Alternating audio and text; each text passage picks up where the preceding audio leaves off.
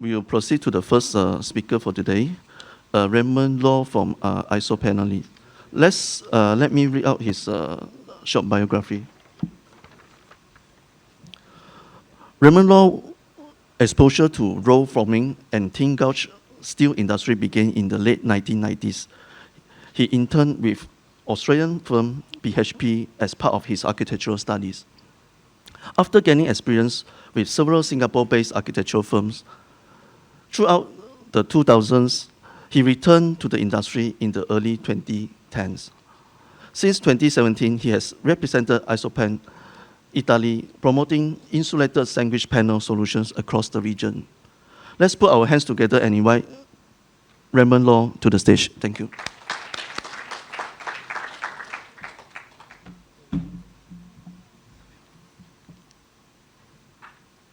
Hi, good morning, everybody.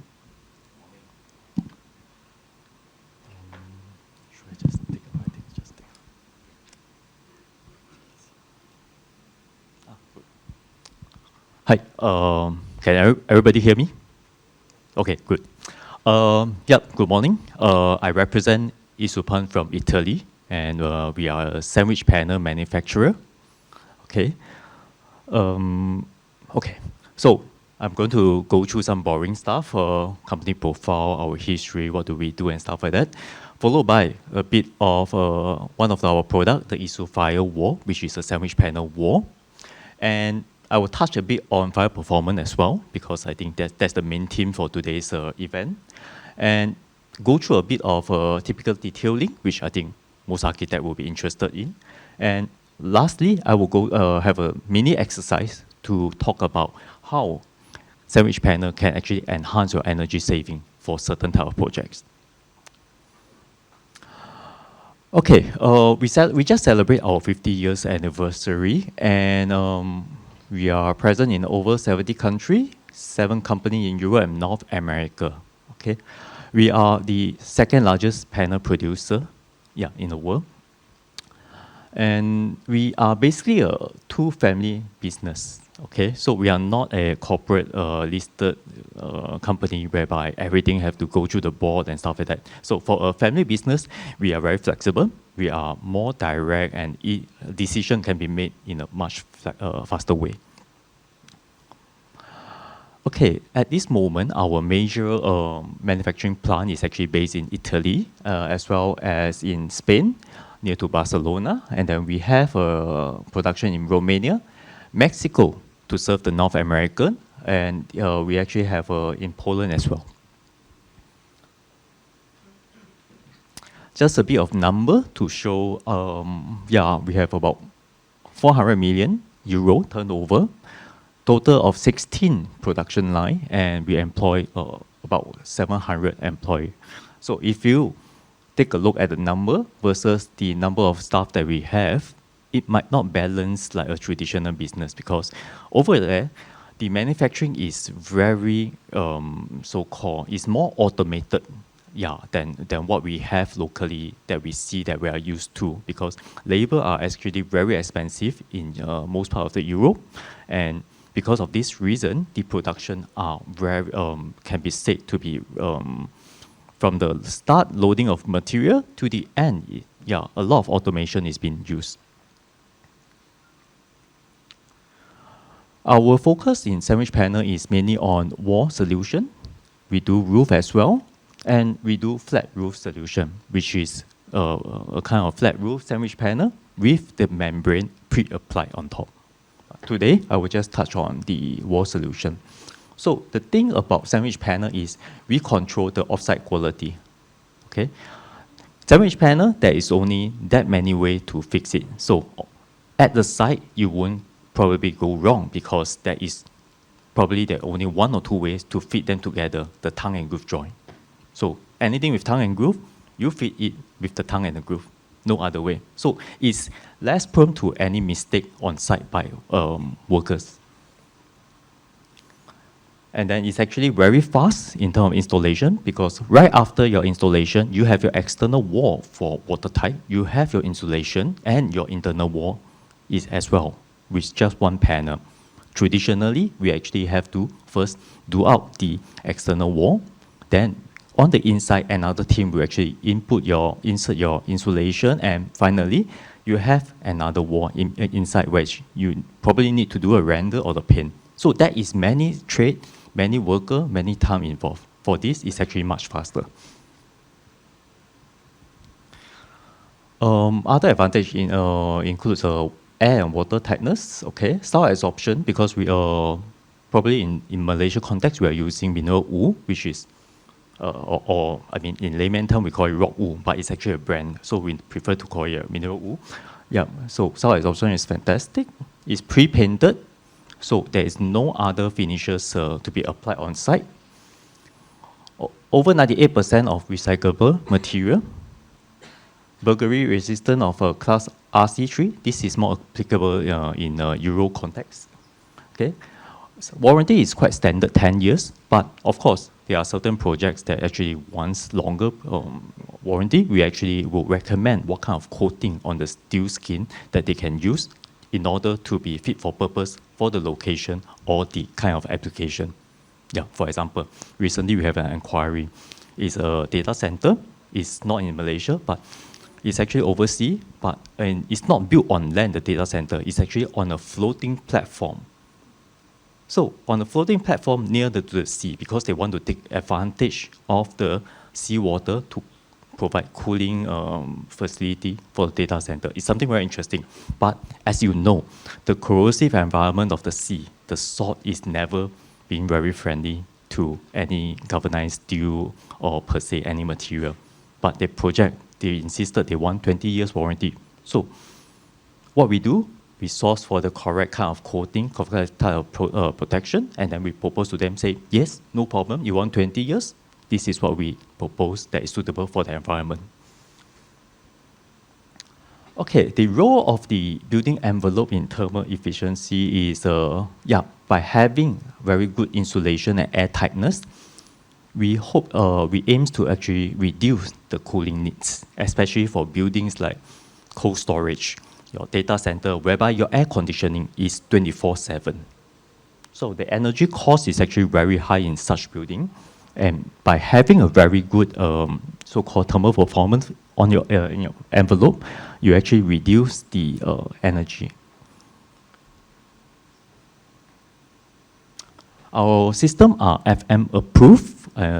Just probably some of you might be familiar with this term. It's actually mainly practiced by an overseas owner from USA, whereby if they use FM approved material, it somehow reduces the insurance they need to pay to insure the building. Okay. In terms of green and sustainability, we are LEED certified, which I believe is very close to your GBI. And then for BREEAM, is more on, I think this happens more on a project that is based in UK, in Europe.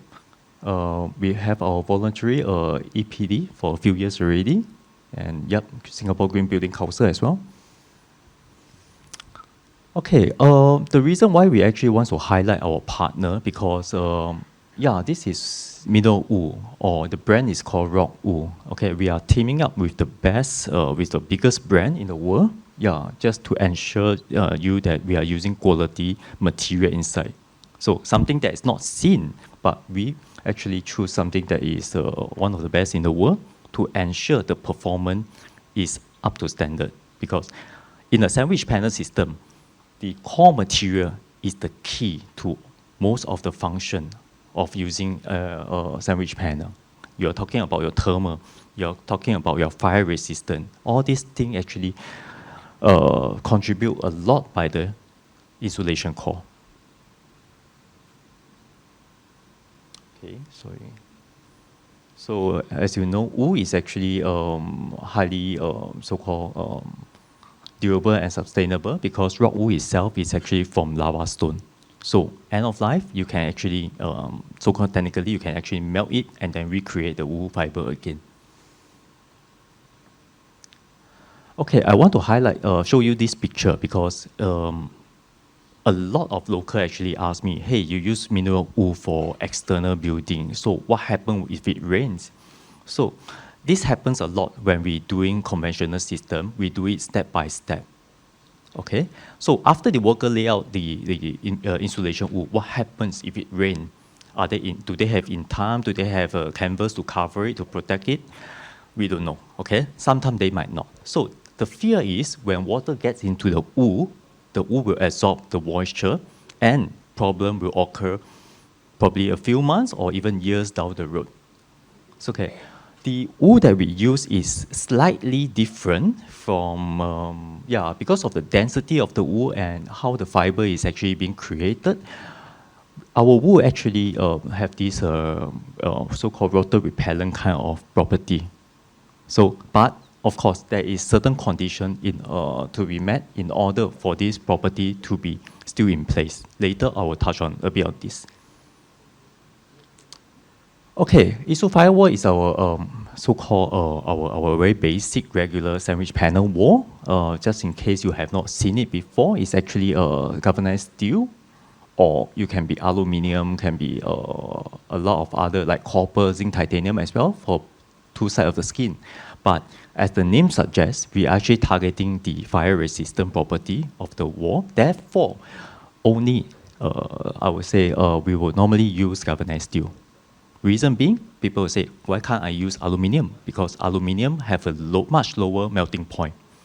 If you use an aluminum skin, you put it at the furnace for a test, probably less than an hour, just about an hour, it will start to melt.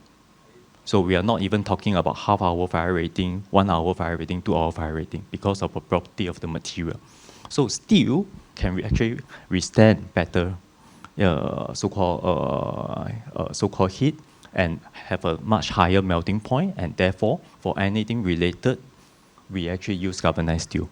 Okay, there are different thickness of sandwich panel, which is the core mineral wool, and regularly we actually have a tongue and groove joint like this with the mineral wool. So two pieces of panel joined together, the wool should touch each other. So for thicker panel, we actually have enhanced by having a groove line like this. This groove line will actually prevent the heat from escaping to the other side of the wall, something that is very important in our compartmentation kind of design. Panel are regularly in 1 meter. Yeah, of course, we can do it in other cover width as well, but this is the most friendliest dimension for exporting to different part of the world. So, okay, this is a picture. Seeing the actual thing is actually better than the diagram. This is an actual picture of a sandwich panel. So, tongue and groove on both sides. This is 1 meter, and the length depending on what you need. Most of the sandwich panel is produced on demand according to your design. If you want dimension like 4495 mm, we produce to that dimension for you, so that you do not need to cut that on site. So very minimum, everything is produced according to drawing. Go on site, you just install it. And probably you can see there are a bit of micro profiling over here. This is actually to strengthen the panel. Yeah, with all this probably not so suitable word will be corrugation. Yeah, it actually helps to strengthen. So we have different type of corrugation profile that you can choose from. This, besides aesthetic, is actually for the rigidity of the panel. And probably I can show you one of the latest profile. We call it diamond. This is how it looks like. We actually have, we run 2 rollers across each other to create this profile. So the panel is actually flat, okay, from a distance, but when you are near to it, you actually see a textured feel, okay? It's actually, in personal opinion, I find it's more appealing than a totally flat panel. Then let me touch a bit on the fire performance. Okay, coming from Europe, most of the tests that we do is actually using EN code or Euro code. Okay, first of all, we talk about reaction to fire or fire reaction. So our panel actually achieve a classification rating of A2, S1, and D0. Okay, so what does it mean in Euro code? Okay, fire class A2 is actually a class of, for example, A1 is actually non-combustible. Okay, so for us, we have A2. Okay, you might ask me why. Just now you're saying you use rock mineral wool, which is non-combustible, but do bear in mind, sandwich panel actually have certain percentage of glue to stick the metal surface to the mineral wool, as well as the surface of the panel, we have paint. So whenever you have paint, it will contribute a bit to the fire, somehow. So we actually have a A2 in a class. So S1 is actually the so-called the indication that there is no smoke emission. And D0, actually no burning particle, or in our layman term, it will not have drips that will actually contribute to other things being burned. Okay, so I understand that in Malaysia, we are more familiar with the British standard. So this table is to show you how we actually do a conversion. So A1 is actually equivalent to non-combustible BS6 476 Part 4. A2, Part 11. When it's actually Euro Class B, it's actually our Class O for Part 6, Part 7. Okay, but do note that it's equivalent, but it's not equal. Okay, the Euro class is actually a bit more stringent, the test parameter and stuff like that, than our British standard. Okay, so in certain countries, they even have a clause there to say that if you use a Euro class, it can be equivalent to the standard in a British standard. But if you use a British standard achieving, for example, Class O, you cannot say that it is Class B of Euro class. Yeah, because the test here is actually more stringent. This is what they're trying to say, certain country. So this table is to show a full range of the product that we have. I'm not trying to sell you everything, but just to highlight, in terms of mineral wool, whatever product that we produce is actually can achieve a fire reaction of A2, S1, and D0. But once we change the core material to something called a PIR form, you can see the performance start to drop. And we have a lower one, which is a PU. Yeah, look at the performance difference. Yeah, it start to drop because these core are not non-combustible. Okay, but however, this kind of core does contribute a lot to better thermal efficiency. So it's always a balance to actually try to juggle. Do I want very good fire resistant property, or do I want something that gives you fantastic U value? Okay, then next we are talking about fire resistant. In our local context, we call it fire rating.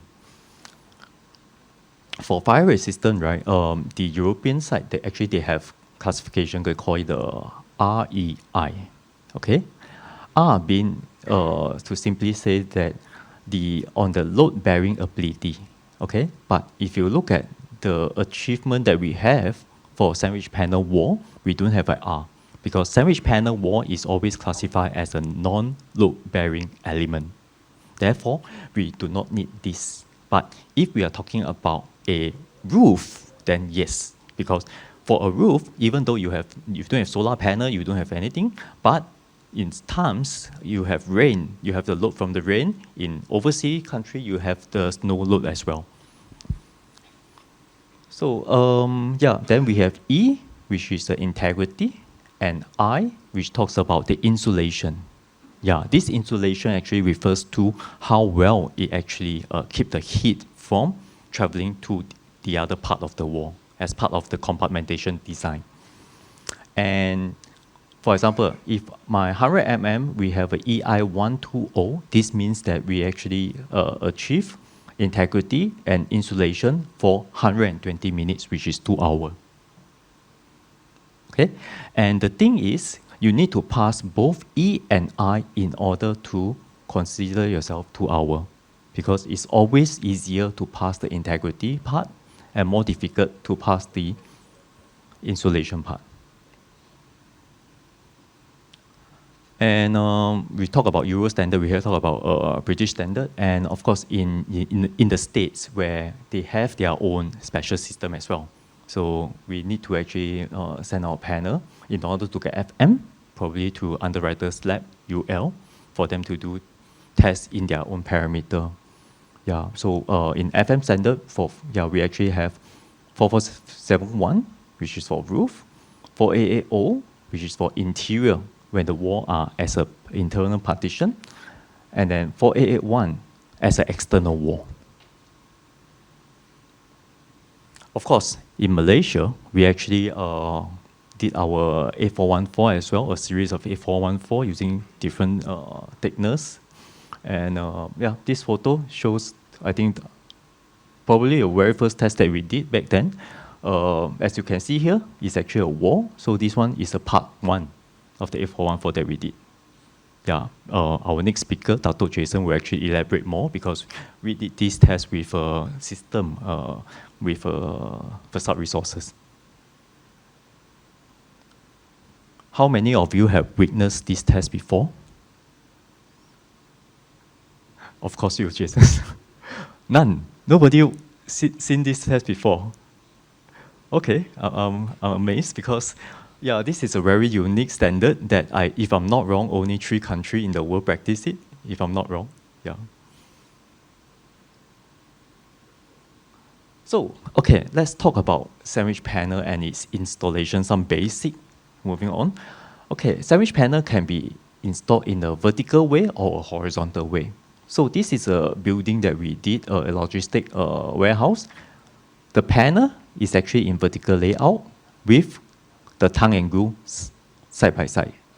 So when a building is more than 12 meters, which is a transportable length in a shipping container, we will need to actually break it down into different panel. And then, of course, we need to introduce some drip flashing along it.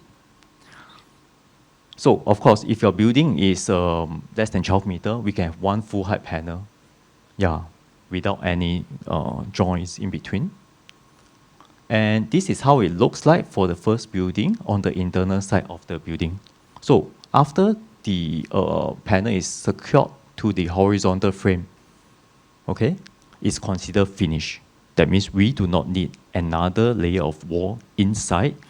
And this wall will actually will give you water tightness, air tightness, as well as insulation for thermal performance and fire rating. So in a vertical panel, we actually only need the horizontal member to be fastened on. And the reason why there is a vertical here is not to support our banner, but this vertical is to prevent the deflection of the horizontal member because they are too far apart. Yeah, so this is the main purpose. And of course, if you have a fire escape door, yes, you will need to actually introduce additional support element to support this window frame or door frame. Yeah, as this is a warehouse, there is actually a lot of forklift that's common. So to prevent the forklift or any heavy machinery from banging the wall, we actually introduce commonly 1 meter of parapet wall for the impact. And this photo shows you a horizontal layout. So the panel is a horizontal. This is quite a short panel. And then, yeah, you can see all the tongue and groove is on top of each other. But for horizontal panel, normally we would need to introduce a vertical joint. Yep, same project. It's done in a horizontal manner for some reason, but the architects say, hey, I do not like everything horizontal language. So we actually designed for them, come up a solution from Isupan to have all these vertical fin as well. So it might look small, this fin, but it's actually the scale. Those in blue actually cantilever out about 800 mm. So you can imagine for such a high building, what is the wind load that is acting on this. And therefore, for the smaller fin, we actually secure directly onto the surface of the panel. But for the larger fin, we actually have to puncture through the sandwich panel and secure it to the structure at the back. Okay, this is how it looks like from the inside for that project. Horizontal panel, as you can see the tongue and groove line. And then this vertical are actually meant to support the panel, this one. Okay, this is one panel, so you have a vertical for securing the fastener. But these additional one are actually meant for the fin. Yeah. Once again, any opening, you will need to actually have additional frame to support all those openings. Okay, I'd like to show you a video so that you have a better concept of the installation. This is another type of profile, which is what we call the conceal fixed profile. They are good for certain applications, certain way of application, but not necessarily all of them.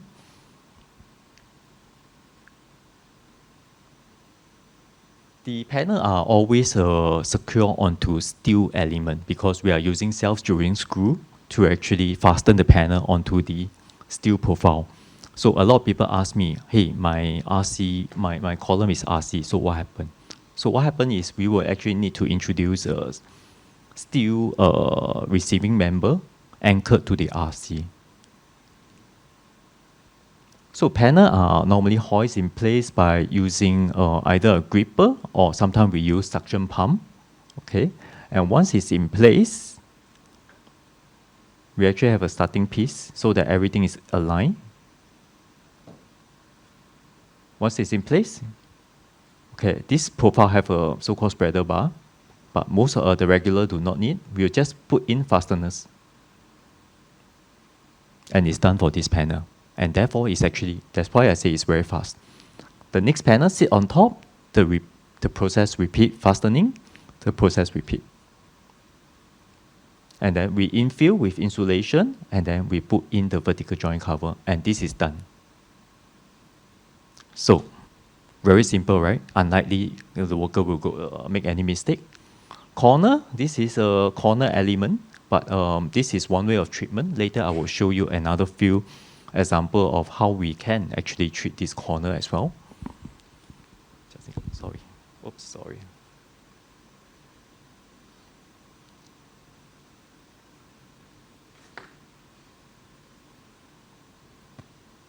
Sorry, fingers.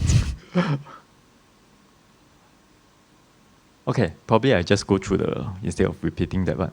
So typical detail, just now we talk about vertical joint. So whenever a panel using self-drilling screw, we actually secure it to the supporting structure. So what happens is we normally infill this part with insulation to ensure that there is no so-called thermal bridging and stuff like that. We try to minimize it. The cheapest way is to use a flashing and rivet to the panel surface. This is the most straightforward way, most economical way. Okay. So, but however, yes, you can see the panel is flat. Then we have this coming out. It might not look very nice. Okay. Reason being, any thin gauge metal, okay, you will have something called the oil canning effect, like this. Okay. So if you talk about solid aluminium cladding, you are using 3 mm or even 4 mm. So for this kind of material, we are talking about not even 1 mm. Normally we talk about 0.5, 0.6, 0.7. And therefore, this kind of natural inherent property is unavoidable. So to solve this problem, just want to show you. Some people can accept it, some people cannot. Probably all of you know this project. It actually enhanced the look of the project by introducing very consistent oil canning.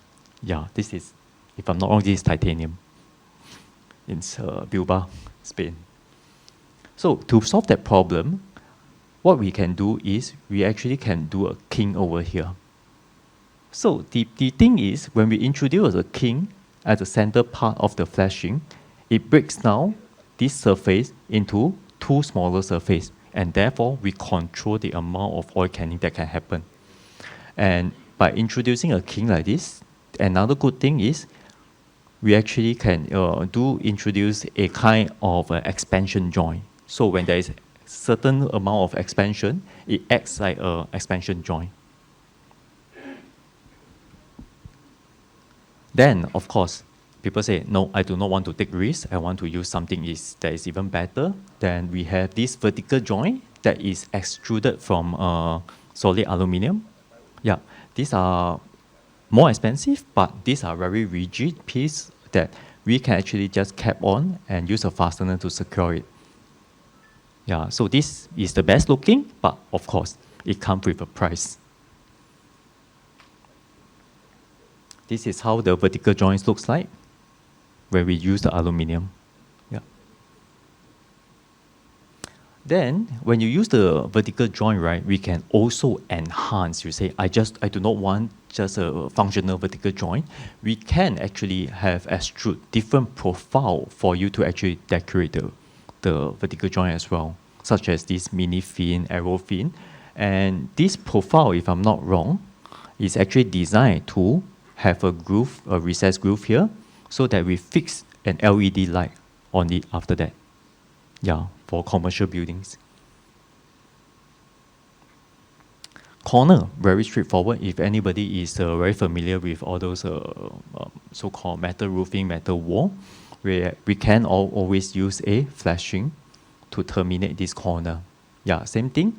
One piece will be longer, infill with insulation to complete the insulation. Yeah, and then we use this corner. But of course, this is the cheapest and most economical way. Might not be appreciated by everyone. So the other way is we can do a corner element. Okay. So this corner element here looks better without the flashing. What we do is we use a single panel. We actually do what we call layman call a V groove before we turn the panel into a 90 degree, followed by a bracket to hold the corner in place. Yeah, this is preferred by most architects. Yeah. So, but one thing to note that these have some limitation in the dimension. We normally encourage 600 by 600 or smaller. Yeah, because when you bend this panel to form this 90 degree, yeah, you need to actually have space in front and at the back of the machine. It's a production process. Yeah. Then you can do 90 degree, you can do 45, no problem. But so far, I have not encountered project that request for this. Round one, we have something called the R1, okay, which is a very small element over here but for a project that is very big in scale, this probably you can't see at all because look at this, it's only 245 and 245. So what happened is there was one project that architect said, no, it's too small. I cannot accept it. I need something more majestic. So for that particular project, we actually did something like this using a single panel. So this curve here is actually one full panel. From this line, curve to this line is actually 1 meter. The idea is to create the tongue and groove so that the two sides of the panel can join seamlessly to form this curve. Another picture to show you the curve before the rest of this is something interesting, this project, because before they finish casting all the RC, we start to do work below. It's possible, but do aware that every time they do casting on top, all the concrete cement drop down, it might just damage the panel. But yeah, it's possible. So this is how it looks like. Integration with fire door, yeah, this is a pretty standard detail that we can actually liaise with the fire door supplier, no problem. Pipe penetration, if you do, especially data center, you will actually have a lot of M&E services that's going through your wall into the data server room and then out to the M&E support units. Of course, there are certain standard size of very beautiful collar, fire-rated collar that you can use, but do note that those are standard size. So in a project, normally, yes, as much as possible, you use something that's standard size, but you have all sort of size, and it will not be as beautiful as this drawing whereby everything is well spaced. In a project site, I can show you some photo. So just want to share with you one of the special detail that we develop. Okay, standard detail are good, but in a normally in a very perfect scenario. So we developed a special detail for one of the project which have a very special requirement. After we done the panel and after the M&E pipe is being installed, there is no way that we can go and service or do any repair work for the rest of the operational life of the data center because there is other walls in between. You see, you have an internal wall and external wall. I don't know why they designed it this way, but this challenge was actually posed to us. So what happened is we actually, instead of a typical detail of using flashing and sealant to seal up this hole, we actually do a 3-step detail. First of all, we introduce something what we call the liquid protective shield. This is a special liquid form of waterproofing membrane that is formulated for us to apply onto mineral wool. Just now I highlighted our mineral wool repels water. So if you use other substance, it might not stick on it. So this is specially formulated so that we can paint on the mineral wool. The reason being, during the process of installing pipe penetration, okay, first of all, the M&E guy will say, hey, this is your wall. You open up the hole for me, I will just do a markup. Sure, so sure, no problem. Our worker go there, cut open a hole for them. Will they come in immediately to install the pipe? Probably not. Probably they will say, you open today, I will come back another 2 days. Things like that will happen. So what happens if it rains? Okay, the water will enter to the wool. I'm contradicting myself, I know. I say my wool repel water. Okay, things are like that. When the wool is intact, perfectly cut by machine with the density, compact, is able to repel water. But once you cut it manually, okay, it's never going to be nice. The wool will be loose, okay? The wool itself will not actually absorb the water, but the water will go into the air gap and the spaces in between the wool. Just like a loaf of bread we buy from supermarket, when it's cut nicely, it's perfect. But if we buy a loaf of bread that is not cut and we try to cut at home, definitely it will not look so nice. Yeah, same concept. So this show you an example. So after we cut the mark out, we actually cut the metal skin away. As you can see, once we pull out the metal skin, you can see all the wool is actually a bit loose already. Okay, we remove the wool, and after that we apply this liquid protective shield onto the mineral wool.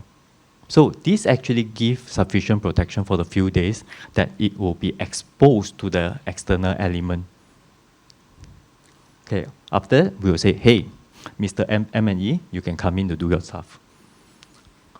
So they will insert their collar or their whatever pipe to go through. So this is a very good example, very ugly, because I want to show you. Sometimes when you do piping works, it's not so ideal that you draw a marking there, the pipe will definitely go through there. So what happened is the pipe actually go somewhere near, but they cannot go through the original opening. So what happened is they do their own cutting instead of waiting for us. They definitely will not wait for us. They will do their own cutting. And yeah, when you're unskilled, this is what happened. But of course, for us, we will go and touch up the liquid protective shield after that, and then try to cover up whatever that is ugly.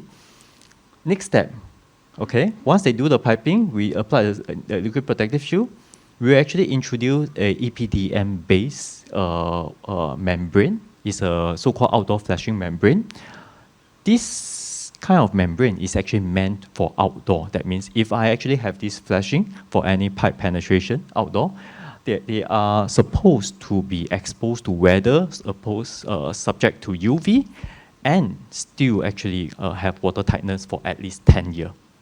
Okay, but very unique situation in this project, we cannot just rely on that. We want to buy insurance.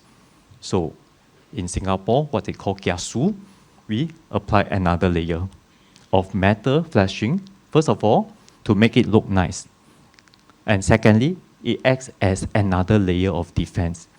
Your typical detail will actually come in a form of like this for any penetration. But for us, we want this layer to work if this layer doesn't work, at least the internal layer of EPDM flashing will work. Because we cannot afford and we cannot access to this place to do any repair work or treatment in the, say, operational life of the data center for the next 25 to 30 years. So we have to ensure this is very safe, very watertight. Yeah. Yeah, this is a better example of penetration. Quite neat, I would say. Okay, if you have been to the site, you will see something more fantastic. Okay, so I want to show you. On site, this kind of thing might happen. Yeah, they are everywhere. Okay, it will not be nicely one just like this. Look at this. So things like this will happen. Okay, in fact, there are times whereby they fix in a pipe or they put in a cable ducts, and then after that, oh, sorry, we need to change. Take out, we have to patch up, and then we have to open another hole for them. So these kind of things are quite common. Yeah. Yeah, look at this. How many openings are there? So, for example, if I use a traditional flashing, this area, the metal part will not be able to seal it nicely. You will not be able to introduce any fasteners over here to tie down the so-called the flashing. So therefore, we actually have a few layer of protection against this kind of thing. Okay, last bit, sorry. Some of you might be sleeping already. I want to go through an exercise on energy saving of sandwich panel system. Okay, I actually adopt this so-called the conceptual kind of calculation, the formula from this website. It's quite interesting, this website. If you are free, go take a look. Yeah, a lot of case study there. So, okay, in Singapore, Malaysia context, 2 years ago when I developed this calculation to showcase the thing about U value and thermal efficiency, I extracted this from the website. Okay, so back then, we have different like medium voltage, high voltage, and then of course there is classification of peak hour, peak period, and off-peak period. So for benefit of doubt, I do not know what time is peak, what time is off-peak. So for benefit of doubt, let's take the lowest. Okay, this is 2 years ago, the lowest, 22.2 cents per kilowatt hour. And next, I take this example. This is a warehouse, air conditioned, 24/7. Let's take an example that there is 20,000 square meter of wall cladding. Of course, let's exclude all the opening. Let's consider that there is no opening. This 20,000 square meter. So first step, we work out the difference between the two wall thickness, the U value. I'm using an unfair so-called thickness to actually exaggerate my performance. First, I use a thicker wall of 150 mm RC wall versus a 100 mm isofire wall. So the U value for the RC wall 150 mm is 3.9, while for 100 mm isofire wall with mineral wool core is 0.39. So we have a difference of U value as 3.51. Next, I multiply by the 3.51, I multiply by the wall area, and then I get this figure. Then, let's work out the temperature difference between the external of the building and your internal. For this case, I actually assume our aircon is 15 degrees, let's say for cold storage or data center. And I assume our average temperature out there is 30 degrees. So a lot of you might tell me, no, sometimes it's 28 degrees, sometimes it's 34, 35 degrees. But let's give it a benefit of doubt just for this exercise so that I can get an easier number for my calculation. Then we multiply the area by the temperature difference, okay, and then we get this unit. This unit is actually in watts, and then we convert it into kilowatts hour by dividing it by 1,000. So we have this number 1053 kilowatts hour. Okay, this is kilowatts hour. 1 hour. The energy consumption difference is this number. We multiply this by 24 hours in a day and 365 days in a year, and we have an annual difference of 9 million plus kilowatt, or sorry, I should use the mega or gigawatts kind of a term. But just to show you that this is the energy difference in consumption due to the difference in U value. From there, I multiply by our very generous 0.2020 ringgit, and it means that by introducing something that is better, you actually can save about 1.8 million ringgit just by using a sandwich panel with a better U value. Okay? Might not mean a lot to you, but it is to me. So today, before coming out, I actually counter-checked the website again. So today, this time round, actually, they have a new layout, and in fact, now they have a new classification called the ultra high voltage. And here, you can see they actually explain they created this new classification for existing and new data server customer. Look at the numbers now. Okay, of course, they have peak period, off-peak period. And on top of that, there is capacity charge and network charge. Okay, it's a very complicated calculation, but for benefit of doubt, once again, I just use the lowest number and I update my calculation. And for the same building, because of the increase in energy cost, we are talking about a saving of 4.7 million ringgit per year. Multiply that by the lifespan of the data center in 20 years. And we are assuming, based on this figure, which is applicable on the 1st of July 2025, before the current energy crisis is ongoing. So can you imagine what will be the next figure? So when we look at this figure, probably think about it. Yes, sandwich panel is going to cost you more than your RC wall or your ALC wall. But look at the number. Okay, you're probably looking at an ROI of less than 2 years. And any other year, 3 year, 4 year, 5 year, 6, all the way down, you are actually enjoying saving. Okay? And we are based on a number that is much lower than reality. The energy cost is just going to go up. Okay, I'm sure you agree with me on that. Yeah. So, yeah, just want to share this with you so that, yeah, probably you can share with your client, your owner. Yeah, it's a big number once you actually look into it. And a lot of, there was, during my previous presentation, someone was pointing to me, hey, the number you use is not correct. Okay, so I just want to prove that. If he is here, yeah. Actually, I extract this from engineeringtoolbox.com. So, wall, pour concrete RC, 150 mm. Yep, this is the U value. So I didn't take it from any supplier, okay? I take it from some engineering side so that it's actually more unbiased. Okay, I have come to the end of my presentation, and we actually recently launched a new catalog called the Data Center Envelope Solution. Inside, you can find a lot of things that I just went through. If you want, do scan this QR code, leave us your email and contact number, and then we will send it to you. Yeah, and anything, you can also contact me. If you have any question, we can just drop by your office to a presentation as well. Okay. Thank you, everybody.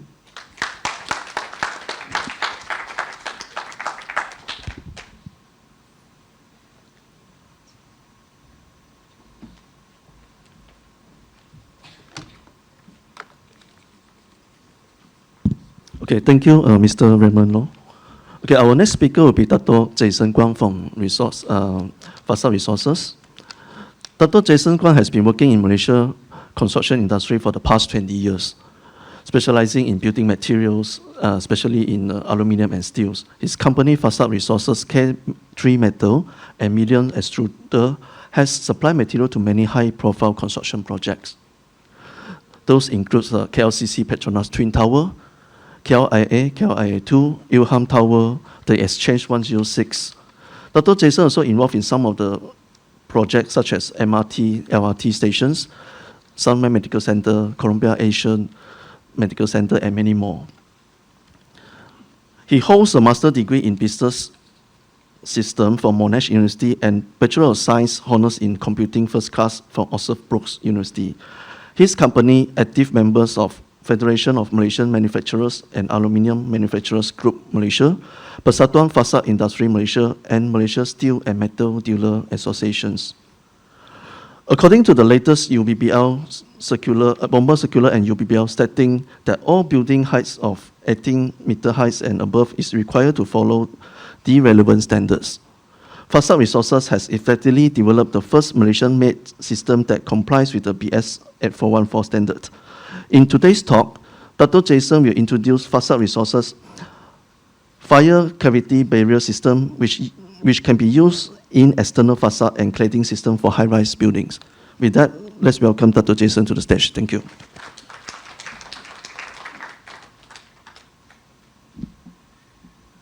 Okay, good morning.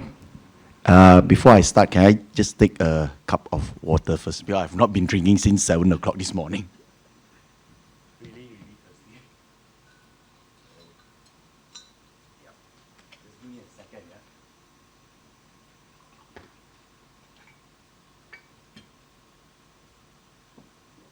Okay, I'm all to go now. Okay, good morning, everyone.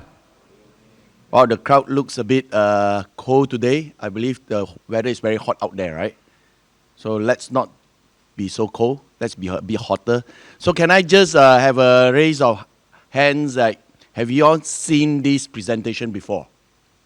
Anyone? Especially me talking? Or this is the first time you see me? Is everyone first? Has anyone seen me give this talk before in PAM? Because this is my, I think this is like 4th time doing this, and I did a few sessions in the Kuching, and I also did one session in Johor. So has anyone seen me give this talk before? No. So all of you, I assume, first time. Okay, great. So, because why I want to ask you this question is because in my presentation today, if you have seen this presentation before, I have something fresh for you to have a look, because we did some new upgrade to our system. So it'll be very interesting. All right. So I'm going to share it to you. So today my talk is about the fire barrier solution. So I'm not sure whether you have heard of this before. Have you heard of this standard called BS 8414? Anyone? No? Okay. Never mind. Basically, it's a very, very new standard introduced by the government in, I think we make it a standard. Okay, maybe I'll go through the slide. It's inside the slide. How do I use this pointer? Let me have a look. How to go to next? Oh, this is not the one. What was this? Oh, okay, sorry. Okay. All right, so let me explain what is BS 8414 standard. Okay, so Malaysia has adopted this standard about 4 or 5 years ago.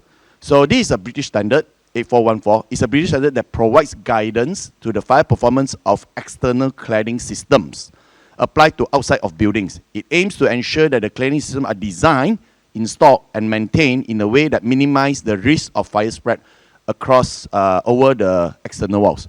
As in Malaysia context, this standard is going to be applied consistently for all buildings 18 meter and above. All right. So why this standard introduced into Malaysia? I think you all have been hearing a lot of situation, tragedy. All right. People die because of fire. Okay. And these are some of the examples that we have in recent memories. There's one that I think you all would be quite. It's not. Of course, it's not something that we are happy about. But it's a very, very popular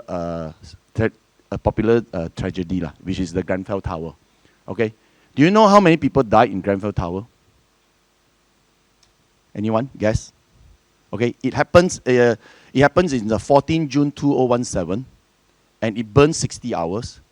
All right, the whole thing started from the facade of the building. All right, and it spread. It spread. If you look at the video and the footage and you do a Wikipedia search, it spread within 2 hours when the fire started to the whole building. Just 2 hours. Very fast. 72% that died on that day because of this fire happened on the facade area. All right. So these are all some that has happened. And in Malaysia, very clear, very near to our home here, EPF building happened twice. Okay. Also on the external wall. All right. In 2018 and 2022. So because of this, the government was very concerned, and the government decided to implement BS 8414 standard into Malaysia's system. Actually, this BS 8414 system is not a very new system. It has been in the book of British standard since 1979. This is many, many years ago. But it was never applied. It was never applied even in UK, even though they have this standard. So after the Grenfell Tower, everybody look at it again. And in Malaysia, we look at it after EPF building. All right? So that's why in Malaysia, this is the scenario, this is the event that's happened. In 2018, the Fire Department of Malaysia, Bomba, start studying on BR 135 after EPF building incidents. All right? In 2019, Bomba notified the entire industrial player to comply with BS 8414 for external cladding, as test method stated in BR 135. In 2021, Bomba issued a circulation of buildings cladding material to comply with 8414. Why there's a 2 years gap? I think everybody know we had COVID outbreak on 2019, end of 2019 and 2020. That's why it got delayed, all right? But in 2022, BS 8414 has been passed, look, in Parliament, under the UBBL bylaw, all right? Clause 144, which makes all high-rise building more than 18 meter mandatory to comply with this new standard. The law has been gazetted in 1st January 2023. In early and in our site here, in my company, Facade Resources, we have designed and successfully created the first made in Malaysia fire barrier system for building cladding that complies and pass the 8414 test. So today you are here, it's not to just gain knowledge.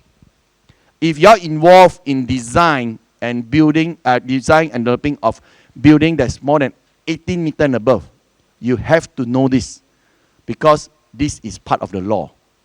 All right? Now, I'll give you a very simple understanding when you need to apply, when you don't need to apply. All right? Because a lot of people say, is it just 18 meter, then straight away apply? Well, you can say that, but there is a different, there's a scenario of this as well. Okay? All right. So, if it's 18 meter and above, yes. If it's not 18 meter above, no. But look, your material that you use for the building still need to comply with Class O. I believe you all know Class O, right? All right. A lot of product, when they do fire tests, they go for Class 0 and then they say BS 476 Part 6, Part 7, right? So that's Class O, all right? But see, provided, look at this, the distance between these two buildings must be more than 2 meters, then only okay. So if you are below 18 meter and your distance between two buildings is more than 2 meter, fine, Class O. But if it's less than 2 meter, even though your building is below 18 meter, you still need 8414. Understand what I mean? So there's two very important criteria. Not just about 18 meter and above, automatically it's 8414. Even building shorter than 18 meter, you may also need to comply with the new law. Because if the distance between your building and your neighbor is less than 2 meter, obviously in Malaysia it's quite less, quite little, I believe, right? Because we have a lot of all these setbacks set by Bomba, all these things. I believe so. But you must know, in the city, there's a lot of building like this, especially an old area. Especially come to maybe in Kuala Lumpur, we have some building that want to do refurbishment, right? They got all these shop lots all together, but more than 80 meter. Maybe it's just like 1 meter side by side, 2 meters side by side. You have a lot, but I think this occur more in. I myself travel a lot, so country like Cambodia, Vietnam, Thailand, you have a lot. So Malaysia, somehow we don't have so many lah. But it's good to know that this is what we have to follow. All right. Now, as I mentioned in my introductory slide, so this is gazetted. Okay, look. All right, bagi bangunan melebihi 18 meter tinggi non-combustible BS 8414. Kalau kurang, Class O, Part 746. So this is part of our UBBL. It's already there. Okay, I'm not just saying out of my slide. It's in your book. It's in the law. All right. Now, this is, of course, the UBL written here. Okay. Bylaw 144. Any cladding or any external wall situated less than 2 meters from any point on the relevant boundary of a building is more than 80 meters in height. The cladding should be constructed entirely of non-combustible material. Okay. And when tested, shall demonstrate the compliance in accordance with BS 8414. Okay. Again, I'm trying to just justify why this is important, all right? Okay, so a lot of people know, okay, now I need to do basic A4. How do I pass? What is the criteria? Very simple. Just now, my colleague, Raymond, we are business partner because ISOPAN is also one of our product interests of our company. So we work with ISOPAN as well. So I think he showed you some photo of this, right, just now? Okay, all this is when he do the testing, just now when Raymond showed us the slide on the testing, it was done in Rasa, Sirim. So Sirim has this facility now to do BS 8414 standard testing, all right? So I'm going to go through with you, how do we do the testing, all right? Look, there is this two thermocouple here, all right? So basically there's one level, okay? Where is the first level? The first level is about 5 meters, okay? Right, level 2 is about 5 meters. The first level about 2.5 meters. Means this is 2.5 meters. This is about 5 meters. All right. The whole thing here, if I'm not mistaken, I was there. I think it's about 7-8 meters easily lah. All right. So there is I cannot remember the criteria of the fire, like how many wood they need to chop and fire, this and that, but it's a significant amount of wood to construct the fire. But the most important thing is that when they burn, they are trying to stimulate like a building being burned. All right. So what happens is that the first criteria is that when the fire burn and reach the thermocouple for the first time, okay, the thermocouple for the first time, once it breach, it's fine, it's still okay. But once it breach, all right, it should not reach the level 2. Okay? It should reach the level 2, and the level 2 should not record 600 degrees for more than 30 seconds, 15 minutes after it breach. What does it mean? The fire burned, right? Within 15 minutes, here I did not record anything for 600 degrees Celsius for 30 seconds. If I record anything, 720 degrees Celsius, or I record anything here, more than 30 seconds, 32 seconds, 33 seconds, more than 600 degrees, then this test fail. You know what I mean? So what he's trying to say is, once this breaks, this must be able not to record this figure, then the fire is considered being contained. All right, this is the principle. Okay, because it didn't go too fast. It's being contained. All right. And number 2 is that it also visible flaming cannot be seen throughout the full 60 minutes. This visible flaming can be quite subjective, but if you ask me, can you see sometimes all these what we call the gap, all right, between the panel and the panel, all right? So sometimes if the fire is not properly contained, it can actually come out from this area, or maybe at the side of this area. If it come out from this area or this area, means it's visible flaming. Then you fail. Okay? The fire should be just this area. Understand? So sometimes those tests has gone wrong. We've seen it before. It went up. It went left, went right. You will fail. Okay? Number 3, another criteria is there is no falling debris. What do you mean by falling debris? Look, when we do testing, we are actually testing on material on facade, right? So what you want to say is, as long as there's nothing that fall outside this 4x8 area, then it's okay. And it must not fall in this 60-minute testing. Okay, what's the principle? What's the reason for they want to set up this criteria? I think I would believe, because today we have an expert from Bombay here, I think he will agree with me. The idea of fire prevention, the idea of fire safety, when fire happens, what is the most important thing? Is to buy time for people to escape. Correct? And when people escape, especially this is a building, and when they leave this area, assuming this is the entrance, things can fall down, right? Will people die from things that fall down? Definitely, because it's a high-rise building, right? So what you want to say is, they want to stimulate in the sense that when this fire burn on the facade, when during these 60 minutes, when people are trying to leave, no debris fall out. And 60 minutes is enough time for people to leave this building. Okay, so this is one of the criteria that they put in. Of course, you will say, hey, Jason, but sometimes what about those small thing, flyer, you know, when you burn, for example. This is aluminum coating. Okay, I think you all know, this is aluminum, and it's a paint coating. So naturally, when paint coating burns, it will become like a flimsy paper, all right? And it may fall like burnt paper down here, see, like this, all right?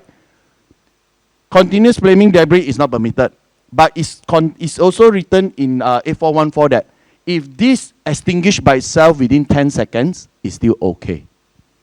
But it must not be more than 200 grams. There is a certain criteria. Okay, that's what I'm going to say. There is no collapse of the system, means there's no product collapse, and this product must not be 500 mm length, means 2 feet, and 200 gram weight, means it has to be light. Okay, because things fall down, honestly, I tried that day, I used my phone and throw from here to here, hit my feet, I think it's very painful also. So imagine if you hit your head. Okay? So, if this material self-extinguish within 10 seconds, it's still okay. But if it did not, then you fail. All right?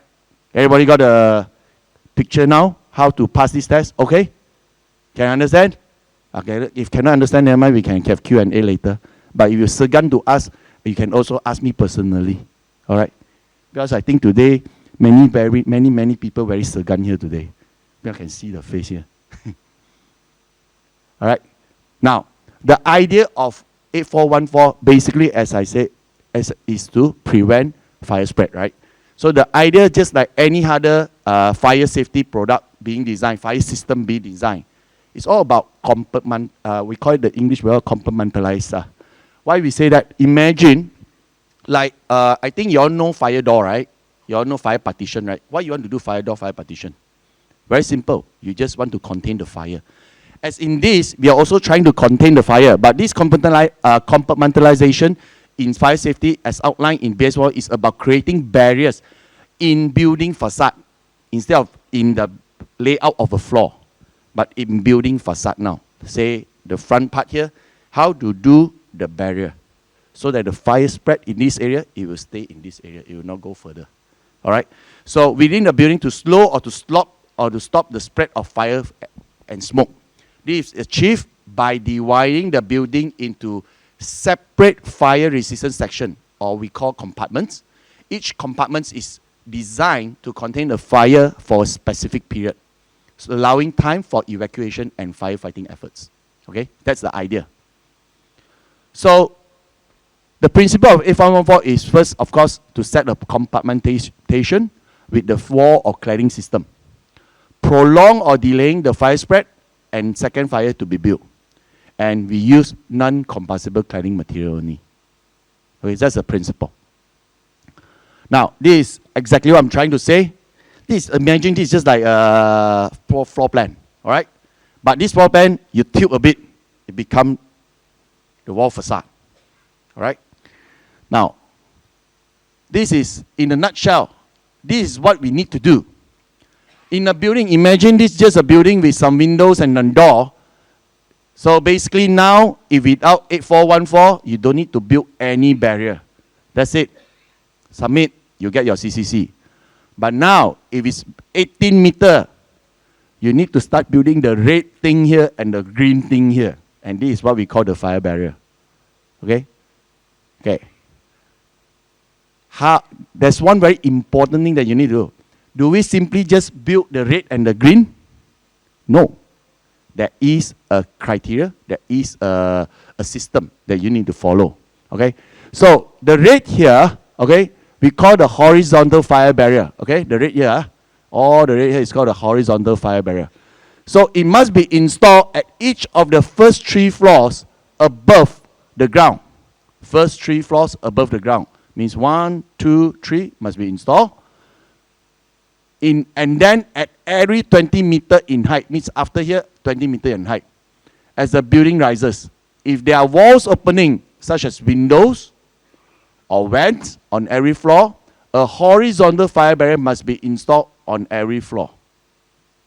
Okay?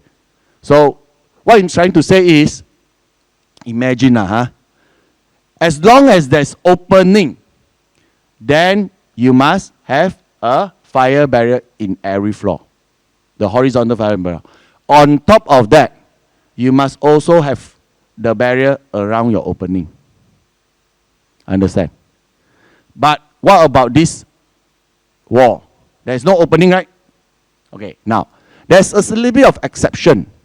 In this case, first 3, in Chinese you say, Morakeng. You must put. First 3 floor. 6, 3, 3 must put. Because the first 3 floor, right? After that, 20 meter. Means in this area, this, especially this, may not necessarily put. Why? First, there's no opening. First, it hasn't reached the next 20 meter. So in this case, actually this is optional. But then again, subject to this, the horizontal between here and here is also 20 meter. So a bit complicated lah. If you think that what I'm trying to explain to you, too tough to explain, too difficult to digest, never mind. Because in facade resources, one of our services is we do this for you. You just need to make sure you tell the owner, please follow A414, please use facade resources, fire barrier, let us do the demarcation. How's that? Easy job for you all. Okay, but the idea of this talk is just to let you all understand what is the principle, how you do the demarcation, how is your product going to be put in if you want to comply with A414. All right, so this is the horizontal, and this is the vertical. The vertical is quite straightforward. Basically, between here, at least once it reaches 20 meter, you have to put 1 already. But in this building, say it's 35 meter, then this and this. So the side is mandatory, left and right. In between, every 20 meter you must put. Okay? Understand? This is easier to understand. So the horizontal are a bit complicated, but never mind, don't worry. We do the work for you. All right? But just let you to understand a bit. All right? Now, again, why we want to say about this, this compartmentation is so important. Sorry, compartmentation. Okay? So we did a simple test to let you see why is it important. I think all of you knows that. Also, you know, it's very easy to understand. You see, when the fire is burned, when you compartmentize it, and when we put a certain fire barrier in between, you see how the reaction of a fire? Especially this one, actually we stimulate by putting our, we put a smaller solution of a fire barrier in between. So of course this is just for a while lah. But I want to let you know lah, how we can do the containment. See the picture? The fire is here, and here is, I think, anytime 200, 300 degrees Celsius. But here is still safe. And that is the idea. All right? Okay, so this is some picture of what happened after it's being burned. Okay? So this is the intermission, which I'm going to explain further later. All right? This is how it works. Okay, but anyway, let's go. All right. So another thing that is very important to let you know, the differentiation between my product and the product outside in the market. Because I think in Malaysia, I think I have two major competitors. I don't mind telling you we have competition. We are not monopolizing this whole thing. But we do provide you a very good service. We do provide you a very good value to money product. And we do provide you a very rigid product. Why I say that? This is a simple test we did. Okay, basically, I think a lot of you would agree with me. In Malaysia, construction is not, we hope, very straightforward. Like today, we built, say, 3 years complete, 3 years complete. But how many times we say 1 to 3 years complete, but never complete? Many, many times. Due to delay lah, due to COVID lah, due to immigration sapu by worker away lah. Okay, we have all sorts of problems, right? So you definitely have project delays. And when that happens, especially when we are doing when let's say come to this installation of the fire barrier, you may have sometimes that your barrier has been installed and exposed to weather, exposed to the environment for a certain period of time before you cover with your wall cladding. Because this whole fire barrier is inside, in between your wall cladding material and the wall. All right? So during this time, it's very important to make sure that your product, even though we call fire, you got water lah, we got rain lah, monsoon lah, 38 degrees, 40 degrees lah, it still remain usable. And this is what we did. So basically, just a simple thing that we did. In fact, this also we burn and see. And can you see this thing we produced in September 2022, when we expose it outdoor, and then in 2025, 2026, we also did some testing with it. Can you see this is a fire barrier actually? And it's still in good prime condition, in the sense that this is the intermission that we use, and this is the barrier that we use made of GI steel. Exposed, last 3 years. So imagine if your project delay for 3 years, but your barrier has been installed. You can still use it, no problem. Want to bring this up because a lot of barrier out there, they didn't think about this situation because they use only rock wool form type of foam for their fire barrier solution. So I think you all know what is rock wool, right? Unless you apply our ISO pen, just now Raymond mentioned, you put a special solution, water resistant. I don't know whether my competitor want to put that or not, because I think it will be very costly. Your foam, over time, don't say 3 years. I think 3 days old, tak boleh tahan. Then, the one that got exposed in the site, your fire barrier will no longer be able to use. Then, you have to reinstall everything, and it's going to cost your client more money. Okay? So this is quite important that I want to bring it up. All right. For the benefit of technical people here, if you want to know technical, this is how it roughly works. Okay? This is how it roughly works. So I mentioned to you that our fire barrier system is between the what? The aluminum. This is the aluminum, guys. Sometimes I also don't know why they prepare slide like this. I need to talk to my people. Draw like this. This look like wall more than aluminum, right? Okay. But okay, let's turn around. This is the wall. Okay. This is the RC. All right. This is the aluminum.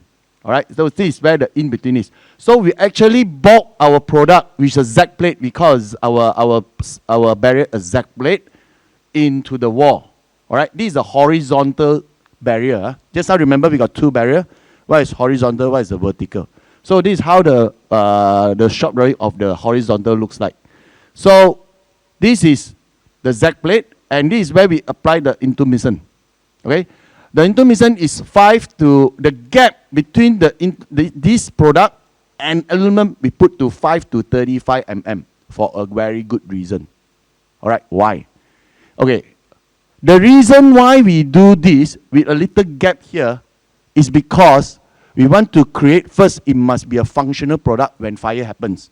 But in the meantime, it must be also allows for water to seep through. Okay, I believe in Malaysia, a lot of buildings, all right, some water seep through the building. All right, so because of that, water could have come into this gap. Okay, this gap is a good 150 in my short drawing here. All right, let's say imagine if today I got water coming through the top, and if I don't have this gap, what will happen? What will happen? The water will stuck here, right? So over time, over years, because we are talking about this solution that's worked for 10, 20 years, will the whole thing collapse because of the water ponding here? It will. So we have to let water to go through. But remember, when we say 8414, if you don't fill this gap, your fire will also spread. Then how? That's why we come up with a very smart product we call the intermittent strip. What happens is that when the fire burns, let's say the fire starts from this area, all right? When it reach to a degree about how many degrees? I think about 100 plus degrees. The intermittent will start to expand. Okay? This area here will start to expand. And our strip is about 2 mm only, the thickness. So it will expand minimum 20 times. So 2 times 20 is how many mm? 40 mm. So there's a gap between 5 to 35, maximum 40. And that is the reason why we do that. So using this area, in normal circumstances, water go through. Okay, the rain screen effect, we can introduce the rain screen effect, let the water go through. But when the fire comes here, it burns, and the heat detected, it will actually expand.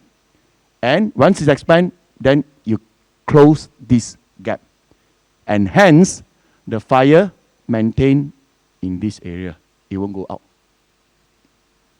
Understand? So this the principle of our products. Okay? Now, for vertical, you don't need anything. We just need to make sure that all sides are closed up. Because vertical is here, raindrop like that one, ma. So this one, you close up, no problem. It's a horizontal that you need to leave the gap. So very simple. We have, we don't need intermittent, but we just need some foam to block, the rock wool to block. And this is our Z plate. As simple as that. Okay. Now, a lot of people say, why your product you use a Z plate? Okay, the idea of using this flex Z plate is actually to provide conveniences. Because remember, let's go back to this. We are talking about a gap of 150, right? Malaysia standard, when you go to one building, you put on aluminum and the wall like this, can you achieve 150 between from level 20 to level ground floor? Do you think we have that type of workmanship? Hey, I want the whole gap must be 150, cannot be 151, cannot be 149. Can or not? No way. So this gap will grow big, small, big, small. But to a certain extent, it will not grow like 20, 30 mm. But at least 10, 20 mm it will happen. Very normal, right? So that's why when we do this Z plate, can you see there's 2 plates here? Actually, if you look in closely, it's actually 2 plates. One here and one here. So what we do is that when people go to the site and install a product, when they want to adjust to this gap, they can actually pull it out or push in just nicely. If let's say the gap is not the same as 150. You understand what I mean or not? Very adjustable, very flexible. Okay? Only our product can do that. Okay? All right. Now, there's so many products. As I say, outside, there's a few products that's selling as well. We are also doing. But we do try to be different compared to our competitor. So one of the most important thing is we help you do the demarcation. Remember, I told you about the gray and the green, right? Banyak susah, tapa susah. Okay? So upon project completion, we will do the comprehensive demarcation drawing for you. We will supply it. This drawing will precisely delineate the location for installing the vertical and horizontal barrier in compliance with the approved document B. Okay? So this one, for example, this is what we did. Just a simple sample lah. Okay? So if you choose us, you use our product, we'll do this for you. What you need to do is to make sure that your contractor or your main contractor, whoever does this job, they must follow the installation. How you put your horizontal, how you put your vertical, you must follow. But then again, we have one even stronger product to help you today. Okay, I'll show you next one. Okay, we also have a fire cavity barrier assessment review, subject to request. We also can do a fire safety. We have this. Sorry. So we will help you to do an assessment review as well. All right, we are working with a third party on that. We'll give you that report as well. Okay, we also will provide you the comprehensive panel quality. Okay, remember, just now we are talking about the aluminum, right? So sometimes you don't just use aluminum, you're using other facade material. We will help you to do a comprehensive panel quality and QA, QC as well.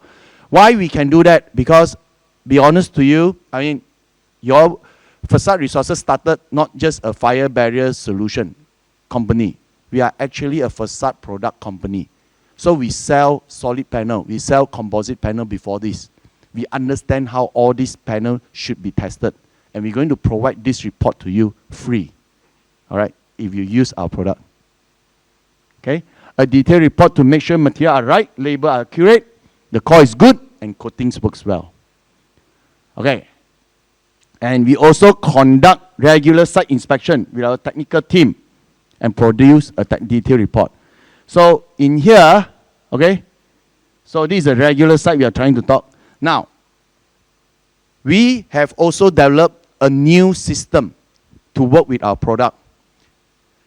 If we use our facade resources fire barrier product, we will also be doing, what is this? A new thing.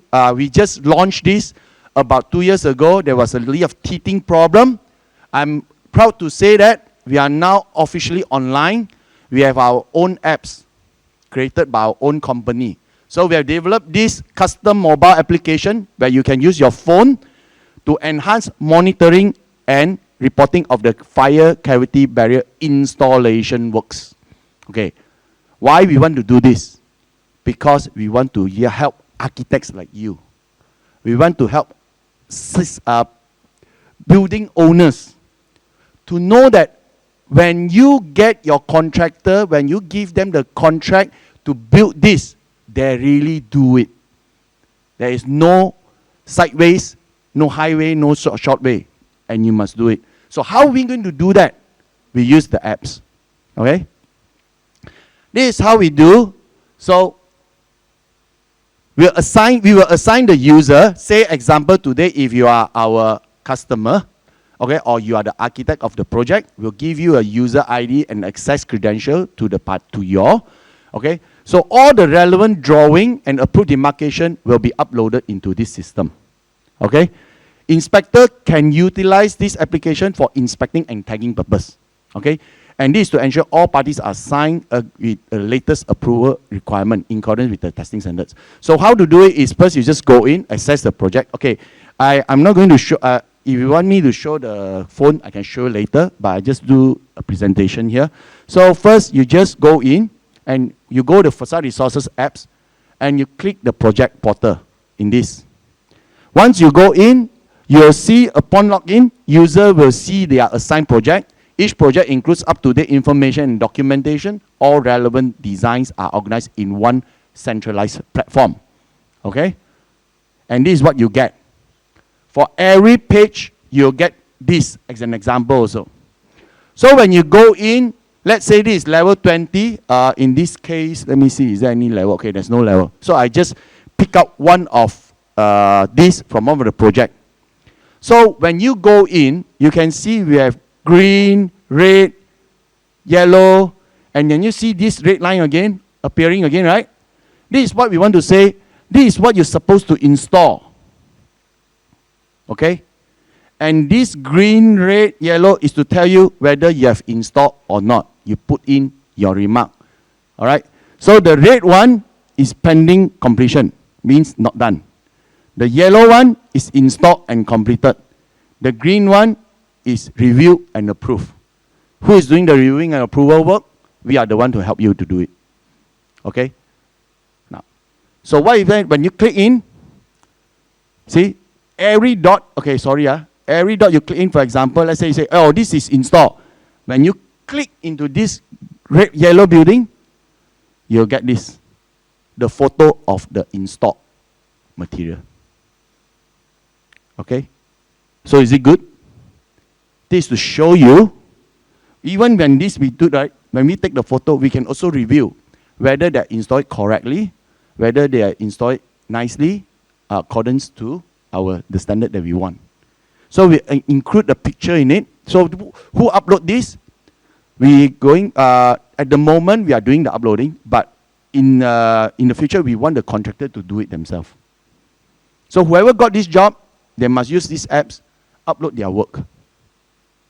So after they upload their work, it's targeted as completed, green, yellow, then we will do the approval. Okay? All right?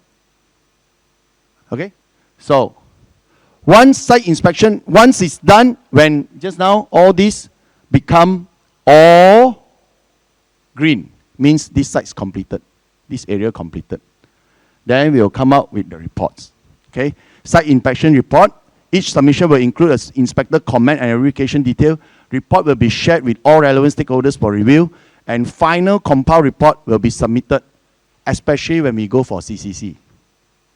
Okay. Why we want to do this? You know, we spend a few $100,000 to create these apps. We spend a lot of money. And later I also share with you all the cert that we spend. We also spend millions on the apps. Why we want to do that? First, we want to be in compliance.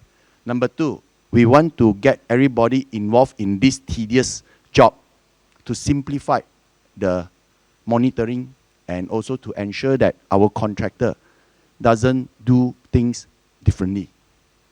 I think it's a very important thing for architects like you all who are so busy, right? I mean, I'm sure all of you are responsible architects. I'm sure all of you want to go to site every day if can. But sometimes you have busy schedule. You just couldn't do that every day. You cannot monitor the site forever on everyday basis. Am I right? So these apps is the one that's going to help you, especially on my fire barrier installation. We're going to give status to you, and you can come in to see the progress of every barrier being installed. So when people send you the CCC application, you are C what? You are C1 or C2 or C3? Guys, you all should know this. C what? Architect sign on what? C3, right? I give you this report, I give you these apps, I let you know all are done properly. When you sign your C3, will you be doubting? You will not. Do you find a peace when you sign the C3? Right? Actually, we are trying to also expand this system into other products because we felt it's very useful. Because I think in Malaysia, the occurrences of, I know the architects design this way, spec this way, but at the end, it turned up other thing. And if nothing happens, okay lah, jalan lah. But if something fall, if fire breaks down, people die, who is responsible? The first one is the person who signed the CCC. The C1 is me. The C2 is the contractor. The C3 is you. All three of us could be facing jail term for manslaughter if people die. So, is it important that you have this type of thing to give you a peace of mind for your job? Because you are guys are architect. So some, you do your work and then suddenly you get jail because of this. All right? Because of kecuaian of your contractor, not you. Okay? So, I hope that you appreciate these apps because these apps, it really, really costs us a lot of money, but we think it's worth it. And we think it's going to give us a differentiation to what we have in the outside market. Because we know outside trying to copy us already. But we're going to move forward. Now they copy us, ask them to copy this. I don't think it's so easy. All right, now. Okay, so these are all the partners that have worked with us, all the product that will use our system. K3 Metal, which is also part of my company. So we are doing the solid panel. So if you're using the solid panel, you can look for K3 Metal. And Acopla, Apolic, Alucubam, Filmline, probably you have heard of all these brands. All these are very prestigious composite, aluminum composite material, okay, brand. Okay, and now this is also a lot of money we spend. Remember, this testing is a system test. It's not a product test. So when we say we have 5 partners, basically we need to do at least 5 tests. Because each product you use in a different test is only considered one test. So if today I want to have 5 brands to be tested with BS8414, I need to do 5 different tests if I'm going to work with 5 different brands. All right? Now, even that, each brand, I need to do 2 tests. Okay? See, for here. Can you see the word here, 435? And can you see the word here, 100? What does it mean is that this test has been tested with a barrier, the spacing, the cavity of 100. Means the aluminum and the wall in between 100. 435 and 100. Why we want to do 2 tests? Because in BS 8414, we have another standard called BS 941, which works in compliance with 8414. It's already stated, if you want to certify anything, let's say today 150, you need to have 150. But then again, in practical, especially we have so many projects, right? If I every cavity also I must have 1 test, then wow, I tell you my money is young. 1 test cost me 100K, okay? So I can only do this. I do the 100, I do the 435.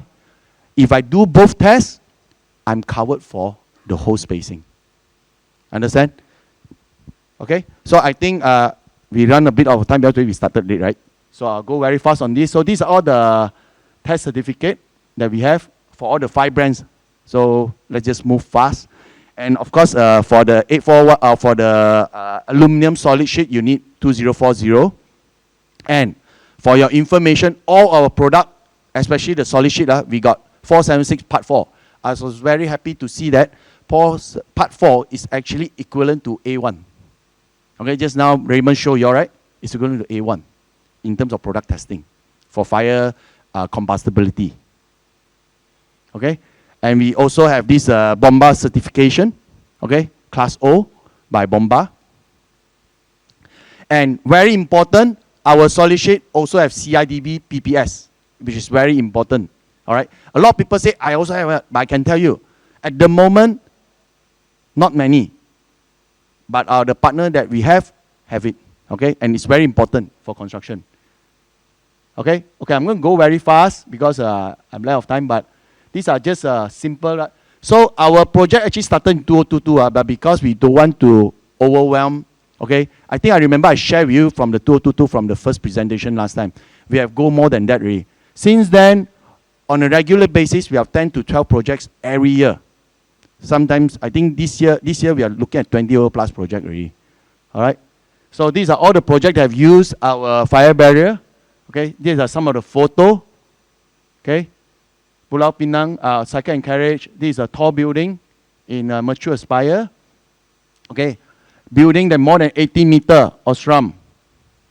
Moxie Hotel, tall enough that you need. Sunway Medical Center, most of the medical center, especially Sunway, use our products. I mean, they install the fire barrier. Okay? So Sunway South Key, the Light Convention, this is in Penang, the convention center.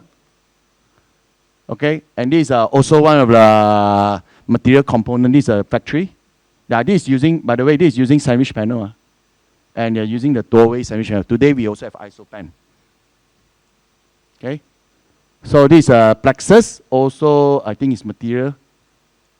FINAS, okay, Film National Malaysia, just reinstall their cladding. All these have fire barrier on their facade. Okay, Pasir Gudang, Majlis Pembangunan Pasir Gudang, ColorCon in Johor, Skyline Embassy, the tall building. Okay, Emerson Bahan Lepas, battery, this is a smaller battery. This using our DML representative is here. So this is their project. Okay, we are also working with DML. This is a DML panel anyway. All right. This one is the Garden Meat Valley as well, under Roto. The contractor is Roto. All right. So I think my time is up, right? So I just like to invite you to know more about us, for sure, because we are there today. And I also like you to, think about what I'm talking about today, whether is it important, 8414 to you. And I think my associate did a very good, fine presentation on ISO pen just now. It's a very new brand of product. I think in the market, not many that can do what ISO pen can do. If you have any data center project or you have any high-rise project, okay, look for us. ISO pen can provide a very good solution for you, especially we talk about, you don't want the heat to go out and you want to, the thermal safety, all this is there. And the most important thing, our product is all 8414 compliant. And that is the most important part that I want you to bring back today. Okay? All right? So I'd like to thank PAM Malaysia for inviting me to this talk, even though I run down a bit. But I'd like to thank everyone for your attention. I hope you all benefit from this talk. If you need to know more, you can ask me in Q&A session, or actually you can ask my colleague, because I need to leave quite soon. But I left my card on the table. You can contact me anytime, and my colleague is around here the whole day today. All right? Okay? So again, thank you for your attention. Thank you so much for listening to me trying to sell my products so tirelessly. But I hope for your support. Okay? Thank you. Our last speaker for today, Datu Khirudin bin Drahman Hussaini. He holds a Master of Science ERP Malaysia, trained in Hazmat, Sweden, structural engineering, structural fire fighting Spain, public fire safety Australia, and various fire technical courses in the US. Datu himself is a highly respected fire safety professional with over 36 years of service in Jabatan Bomba dan Penyelamat Malaysia. 36 years again. He officially retired on 25th of July 2025, and he held senior roles including Director of Jabatan Bomba Sabah, Jabatan Bomba Kuala Lumpur, Jabatan Bomba Sarawak, and Deputy Commissioner of Fire at Jabatan Bomba Headquarters Putrajaya. Throughout his career, he championed proactive fire prevention strategy. That's one of the important part, okay? Especially in community setting. He has actually popularized the 3M syndrome. So I'm not sure everybody heard about the 3L, sorry. First is Lupa, Lalai, and also Lacquer.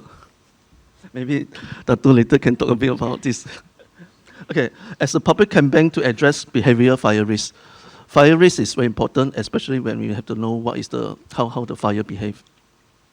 And in 2025, he also published his first book, The Man Behind the Fire Prevention Program in Sarawak, okay, and which received national recognitions. Following his retirement, he actually co-founded SSL Borneo Sdn Bhd in Sarawak, partnership with SSL Kuala Lumpur, established the local fire safety engineering consultancy in Borneo, focus on design, compliance, as well as advisory services. Datu Khirudin also author for regular columns in Community Fire Safety and Fire Engineering in New Sarawak Tribune and Sarawak Sinju Daily, continuing to promote the public safety through education. So with that, let's put our hands together to invite Datu to the stage.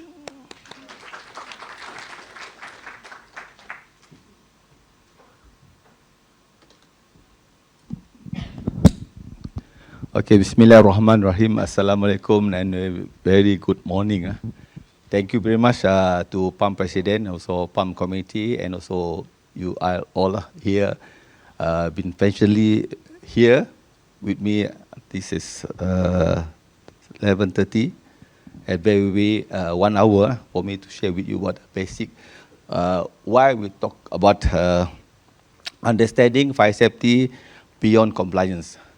Because when you look at the law itself, Malaysia was one of the country that best law. We have a lot of acts or whatever. Whether we follow or not follow, that's another questions. And before I proceed, it's very basic. I ask out of this in the room, and the top one, how many you have fire extinguisher at home? Very basic one. Angkat tangan. Be honest. How many? Is it mandatory to have fire extinguisher in your house? Is it mandatory under law? No. Okay, how many you got television in your house? Is it mandatory in the law? There's a question. Because you claim that you as architects, you design safety for the people. But when it comes to your own safety, your family safety, you fail. You see? You totally fail. Because you don't understand it.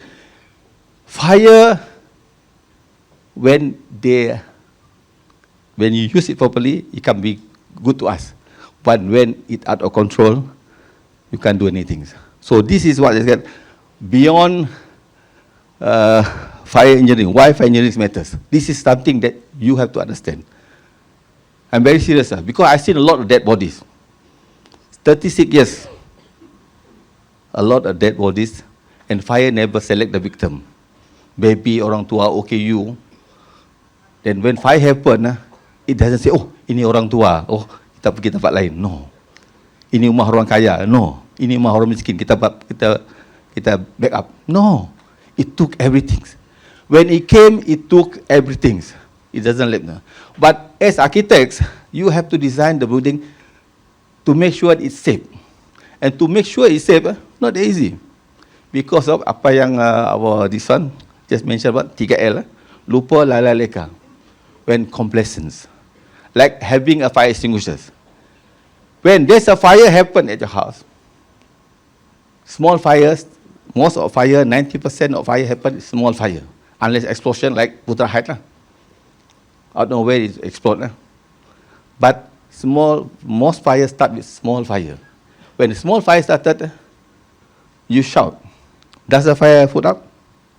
No. You need to extinguish with fire extinguishers. Basic first aid equipment. When you stay in a high-rise apartment, whatever, do you know that there are system there? Most of the building that where you approve, architect drawing, M&E there, Bomba put the requirements, active requirements. We have wet riser. How many have you have experience use wet riser? Angkat tangan. Do you know wet riser? Because you sign C1, C2, C3 lah. Is it? Kalau saya tengok dalam dokumen, bila I review the dokumen before I sign the G8, G9, semua tulis, semua comply. Then bila saya tanya, how do you know this? Tak tahu. So this is the real scenario happen in Malaysia. We feel comfortable. We say, tak apa, I know. But when fire strike, you gone. You fail. And most of the cases, people fail because of panic. When you panic, this is the basic understanding of the fire itself. They will elaborate later on. This is a topic that, because I want to get you to understand that fire is nothing for you to play around. Even you architect, as I mentioned earlier, it doesn't select the victim. Okay? Okay, this is very data that I don't need to go through. Fire science study how fire start and what? And spread. How the fire spread. Because when you design the building, compartmentation. Why compartmentation required? Because of what? To stop the spreading. Okay? Fire engineering, design building to be safer during fire. How to escape, how to make life, get out evacuation, safe from that particular buildings.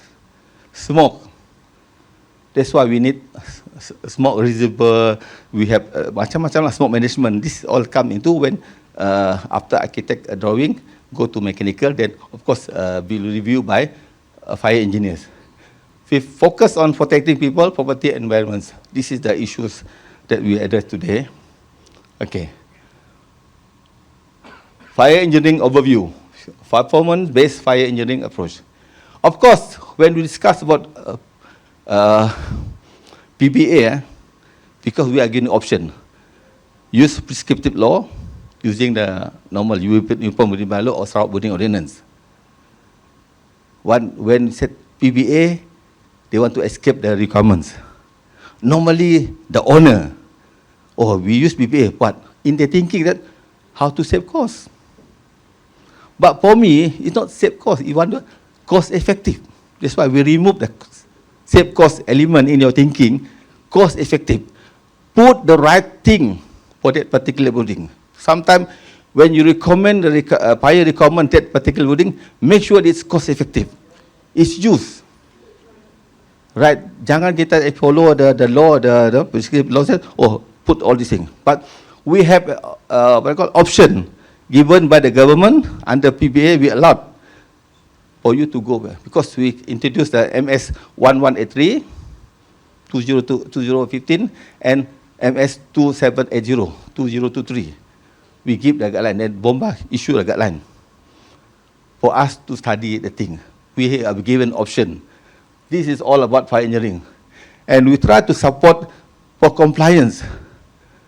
Bukan kita nak escape, we don't escape the requirement. Because to the owner, how we cut costs. But for me, most importantly, cost effective. How you spend the money wisely for that particular project. Because we cut costs, the thinking is, untung besar lah. The safety margin is good lah. Kalau untung besar, see. That's why CCC, most people say, compliant. But for me, CCC, most of the, sorry to say lah, very rough sikit lah. Chinese businessman, contractor, cincai CCC cincai lah. You know, that's the thing. That's why they believe CCC, because maybe considerably about CCC. Compliance and can be cincai.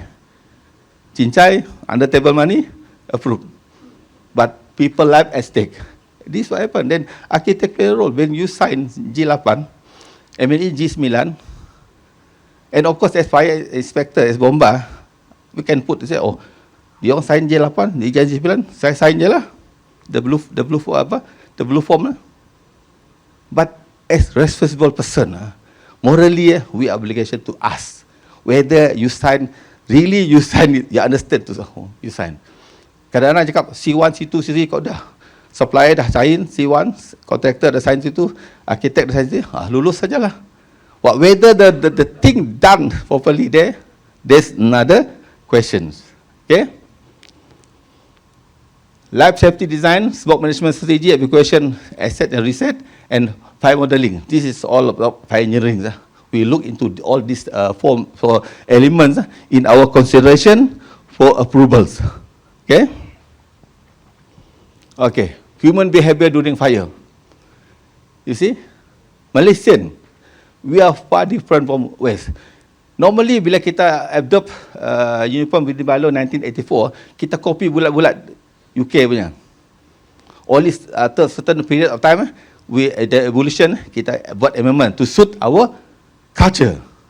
That's why ada perubahan lah, 2012, 2018, 2021, the changes is happening because of to suit our local. Because bila kita copy after Bank Bumi Putra punya terbakar, penuh, then government introduced 1984, Uniform Building Law.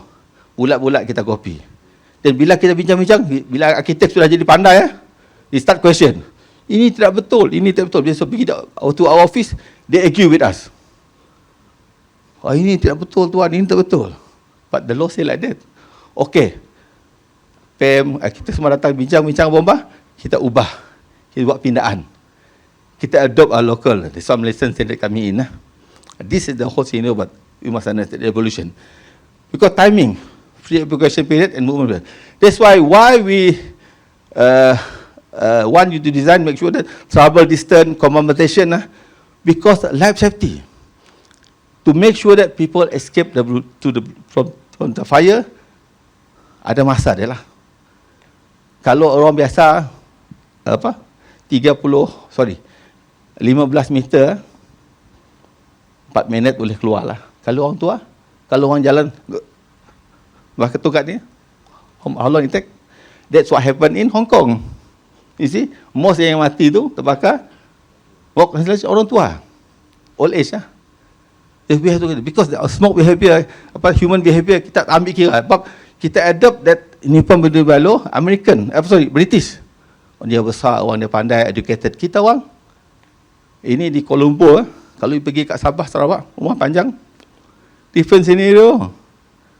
That's why when I was in Sarawak, I introduced a program, champion, local hero. Let's me tuan rumah, the people there, they become the hero. We encourage them because every of the fire started, they react very fast. Jangan tunggu bomba. Because kalau tunggu bomba, kalau Bintangor pergi ke rumah panjang, 1 jam datang tinggal tiang saja rumah panjang. Nothing we do. So local people must be champion to tackle the fire through precaution, prevention and protection. Because firefighting is losing battle. How good you are? Tengok di Rental Tower, 50 lebih fire engines. I think ladder ada, tak silap saya 11. All over county pun habis bulan tu. Azerbaijan, Hong Kong. You just imagine. This means fire when it started, you must tackle it. Each of us, saya dengan tuan-tuan. Bukan kita tengok saja. Ataupun we do nothing. Kita jerit api padam. No such thing. Bila sebut fire extinguisher tadi lah, very basic. Tapi tuan-tuan champion in the industry lah. Consider lah. How many you got fire extinguisher at home? You are busy looking after your boss punya property kan, but you forget about your family. That's fail. It's total failure. How can you kerja 8 jam office 16 jam you kat rumah How can you forget your wife, your kids? That's why bila orang terbakar di rumah, dia cakap, Tuhan, kalau saya, that's the best Malaysian. Cina kah, India kah, Melayu? Kalau saya ada, kalau rumah you dah habis, kalau apa? Forget about kalau. You must have. This is what I'm trying to tell the public through my column, through my articles, whatever engagement I have. I insist that you the one should be the champion. You should be the hero. That's why in American, when you go to the fire station, any fire station, keluar dari fire station, tulis, if you want to be safe, sleep with firemen. Nampak bunyi macam lucah di Malaysia lah. Tapi dia cakap, sleep with the firemen, that means firemen ada inverted comma. That means your husband, your family member know what to do during emergency. That should be the way. Apa kata, apa ni, lucah ni. No. The fireman is inverted comma. Because we can be the hero. Kalau kita prepare. Kalau kita tak prepare, macam mana? Fire extinguisher pun tak ada. Tak boleh, api tak ada. Kan? Jerit, api, tak padam juga. Kalau ada yang sebut api padam, jumpa saya. I nak bagi semua medal saya tu. Kan? I give to you lah. I respect you lah kan. This is the thing. Okay? This is basic. When you design things as architect, you must make sure that the fire spread in 3 elements. Conduction, solid material. That's why you need fire stop. Convection. That's why you need space, atrium, circulation, smoke management. Because you want to reduce the heat transfer, heat movement. Because fire dengan heat, yang temperature paling tinggi dah heat lah. Okay? Uap kan? Dia punya temperature sampai 300-400 Celsius compared to the fire itself. Then of course radiation, these are distant. That's why compactation, just talk about distance kan. Kalau new building, I had no problem. Because dalam peraturan PBT, dia ada safe distance kan. Antara rumah ke rumah pun ada 15 kaki kan. Dia punya boundary clearance Tapi bila kita buat extension we forgot everything. Jiran sebelah, back lane, tambah 15. Ini tambah dekat. Bila berlaku kebakaran, salahkan bomba. Salahkan PBT. Approval already set, 15 U, 15 30 kaki kan. For radiation, separation kan. This problem, orang kita bila buat pula, dia tak perlu dia orang lain. Perlu dia apa sah? Saya punya rumah apa? Tapi bila terbakar, jangan salahkan bomba, jangan salah kerjaan. Oh, saya salah. How many of you mengaku salah bila buat salah? Angkat tangan. Secara jujur. Bila lepas tu jalan siul tengok amoy lah siul, lepas tu balik ke rumah. Darling, minta maaf darling, tadi abang siul itu sebenarnya. Siapa cakap itu? Tak ada. Orang Malaysia takkan aku salah. You tengok mahkamah kita kan. Dia mahkamah rendah, mahkamah tinggi, mahkamah macam-macam mahkamah. Apa hakim dah berpuluh-puluh hakim dah decide dah. Cakap dia salah. Masih orang cakap tidak salah. You see? Malaysian, dia sanggup spend money to say saya tidak salah.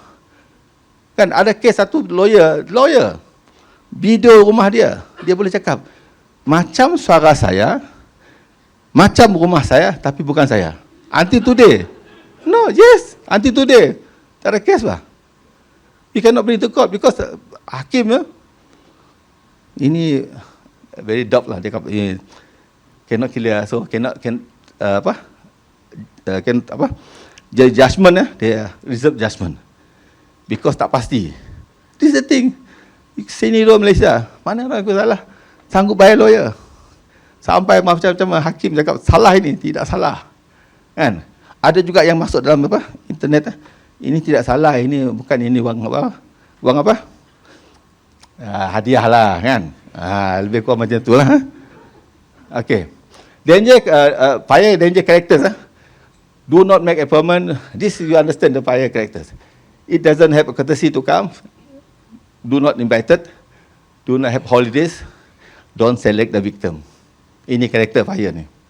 Yang kita kena faham bila arkitek, bila tuan-tuan design, nak fikir buat satu take this element into your thinking pattern. Should be embedded in taking pattern bila nak buat ni. Trouble distance, because dalam Newton dulu dah ada jelas.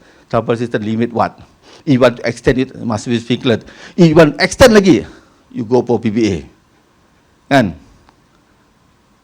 But kalau kita nak strict on prescriptive law, tentang KLIA, 118, TRX, tak boleh dibina lah.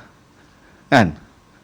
Pak Mahathir cakap, saya nak buat benda ni. Aku nak juga benda ni. So, we adopt PBA. Since 1998, bila kita buat KLIA, Dewan.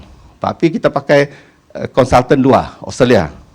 Only 2023, baru kita hantar pegawai kita di Australia, baru kita adopt the new guideline lah, 2003. Tapi masih lagi ada longgar.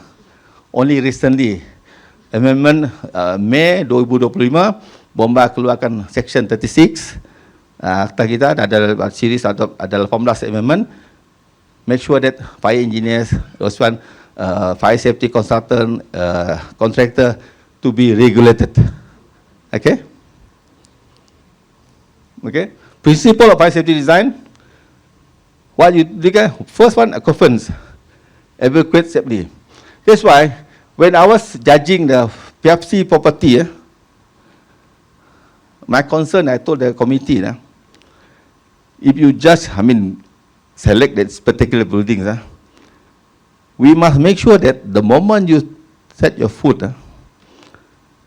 in the lobby of the building, you feel safe. And to have that feeling safe, not easy. If your building is not comply to that requirements, the judge, panel judges, the safety auditor, not feeling safe, then the building fail. That's why dalam judging kita, kalau markah 85 ke bawah, kita tolak terus. Walaupun tinggal satu calon, we don't award. Kalau ada dua pencalonan 90 ke atas, kita ambil dua-dua. I was independent judges since 2018, panel judges since 2014. We try to make sure that the industry healthy, to make sure that they comply. Then we give the input to the panel judges, auditor, this element when they do the calculations. Bila lepas panel, baru dia pergi independent. This is very important. That's why as architect, you make sure that it's safe. Bukan cantik bangunan design. it should be safe for users, because you nak bukan buat statue lah, bukan buat apa bangunan apa untuk di macam patung lah. People are live inside. How they feel safe in that building is very important. Okay. Fire control suppress will not spread. That's why kita compartmentation, smoke releasable, semua tu to delay the process through convection ataupun conductions. Through normal spreading lah, we delay supaya bomba dapat datang dan dapat padam, ataupun give time to the occupant to evacuate the building safely, because lab is very important. How good you are. Lab satu orang satu tak ada bagi dua. Dia cakap kucing ada 9 kan, tapi kita ada 1 je kan. That's why it's very important for you to think about that. Okay. Facility remain intact. That's why fire rating, why class O? Kau cakap apa bomba minta class O? No, because of integrity of that building itself. Kalau bomba datang, benda jatuh, you berani, kita berani masuk kah? You tak bomba berani masuk kah? Kalau bangunan tengok, dengan dia, mana kita bawa masuk? Kita manusia, bukan Superman lah. Tapi sekarang Superman pun tak mau juga lah. Iron Man dah tak ada lagi, Avenger pun tak ada lagi. Sekarang Donald Trump pun fikir, siapa dia mau hantar? Dia hantar komando itu pun koyak. Sekarang tengah bincang dengan Avenger lah, hantar ke Iran lah. See something. This is not easy, you know. But firemen, that's why when we make sure that our officers enter the building safe, we must watch the integrity of the buildings. The material, there's a 4 hours rating, 2 hours rating. Why the fire door, ada yang we need 2 hours or 1 hour.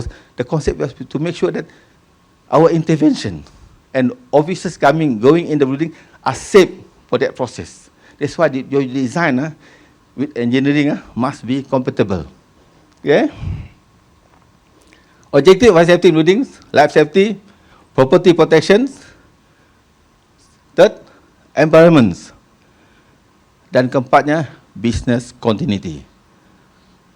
Because, of course, insurance bayar you, tapi the effects.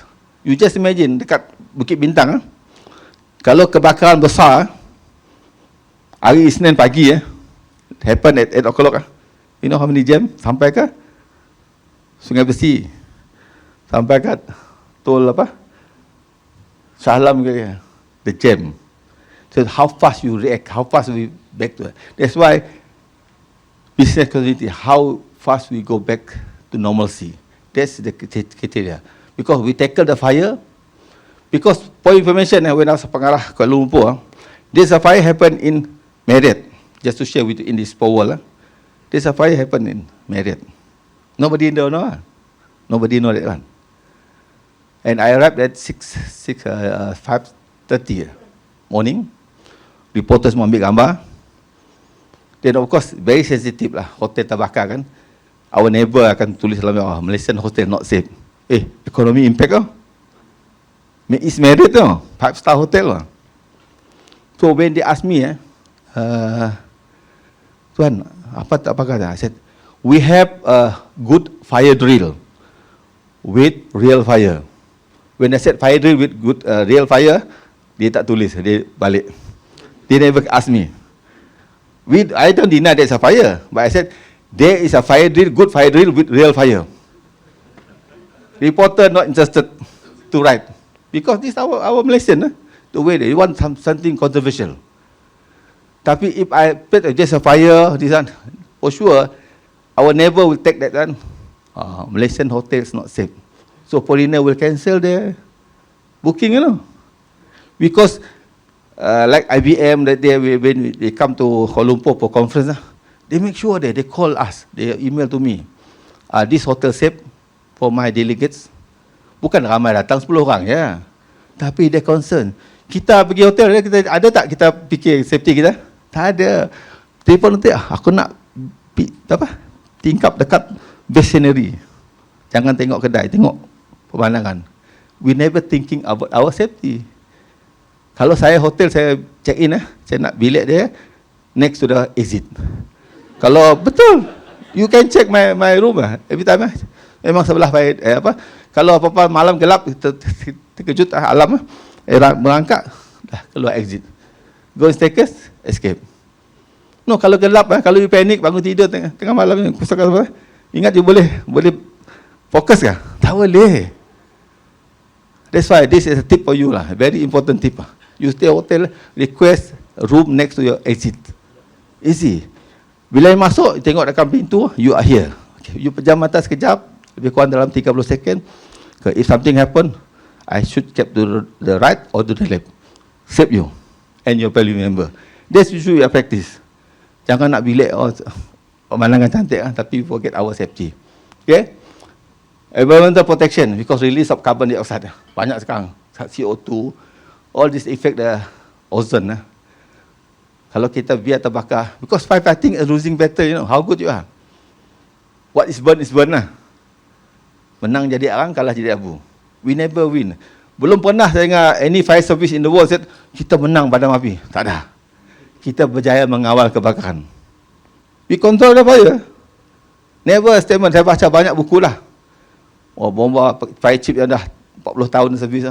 Wah, I have experienced, managed to put out the fire. Bohong lah. We managed to control the fire. Tak ada yang boleh padam api. What is burn lah. Cuma kita reduce the impact. That's why our intervention is to reduce the impact. Okay? So is this for prescriptive law? We have all the manuals, all the books here. We have also prescriptive law, performance-based and risk verification method. Normally risk verification method kita selalu untuk oil and gas yang high risk processes. We go for that.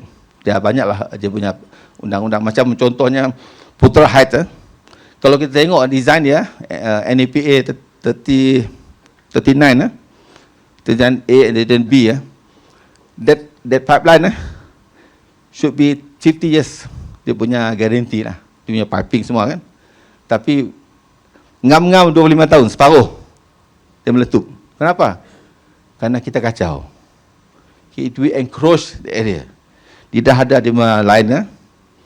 Because bila dia gali di kawasan tu, hujan lebat, tanah jadi lembut. Bila tanah lembut, pipe tu, dia punya spleen, dia punya tu, patah. Then it give way. Then this is butane, apa dia call? Natural gas, NG. Colorless, odorless. Tapi kalau dia mix dengan udara, dia jadi kabus. And 3 hari hujan, orang ingat kabus lah.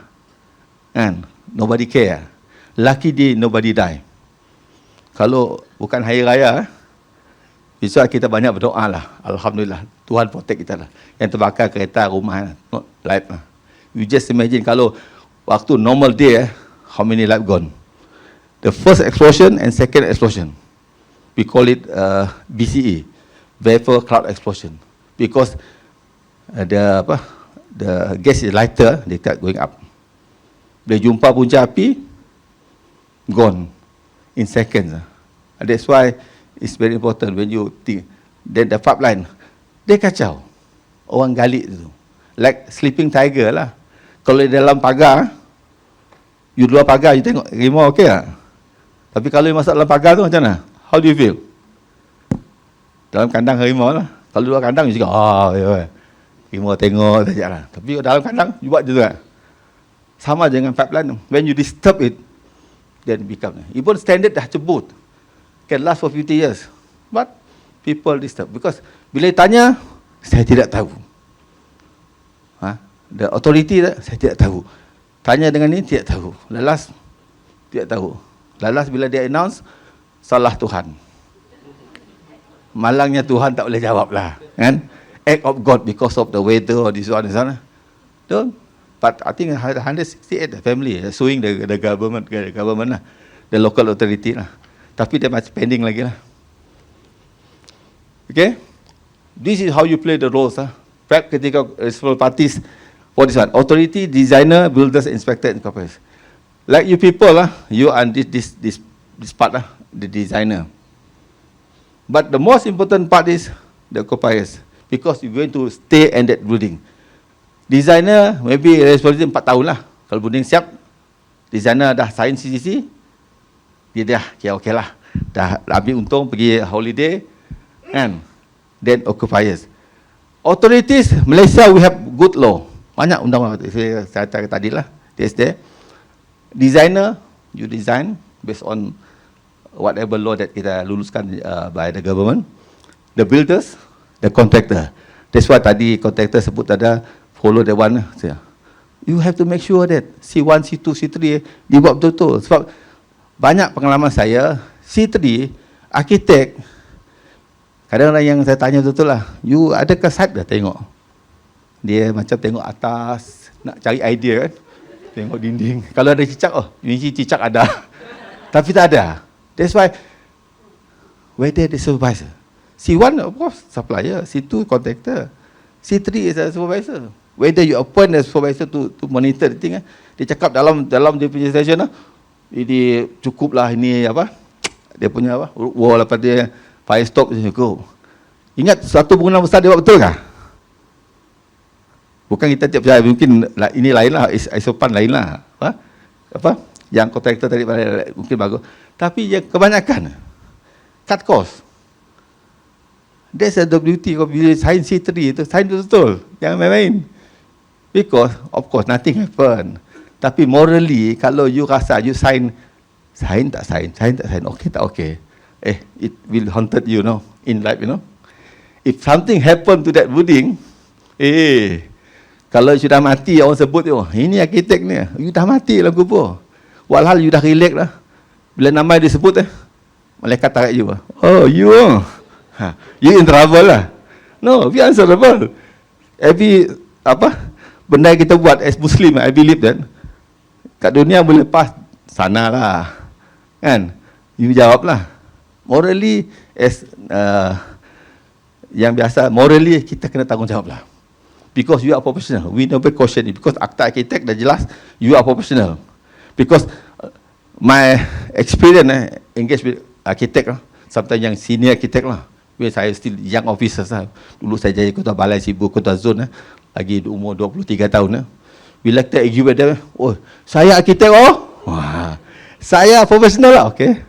Saya cakap, kalau you profesional arkitek, nak sign di surat saya, I have the authority to sign, no? You dengar kata saya tidak. Of course, we can trade like that lah. Tapi, not proper lah. You must do it properly. Saya cakap, saya arkitek, saya profesional. Anda arkitek you apa ada? You pegang bomba, mana ada? That's the thing lah. Kalau kita tidak jadi sabar, kita lawan jugalah. Tapi, since we know that, okay lah. We discuss. Discussion is very important lah. Okay? 5 E's again come to in picture, engineering, education, enforcement.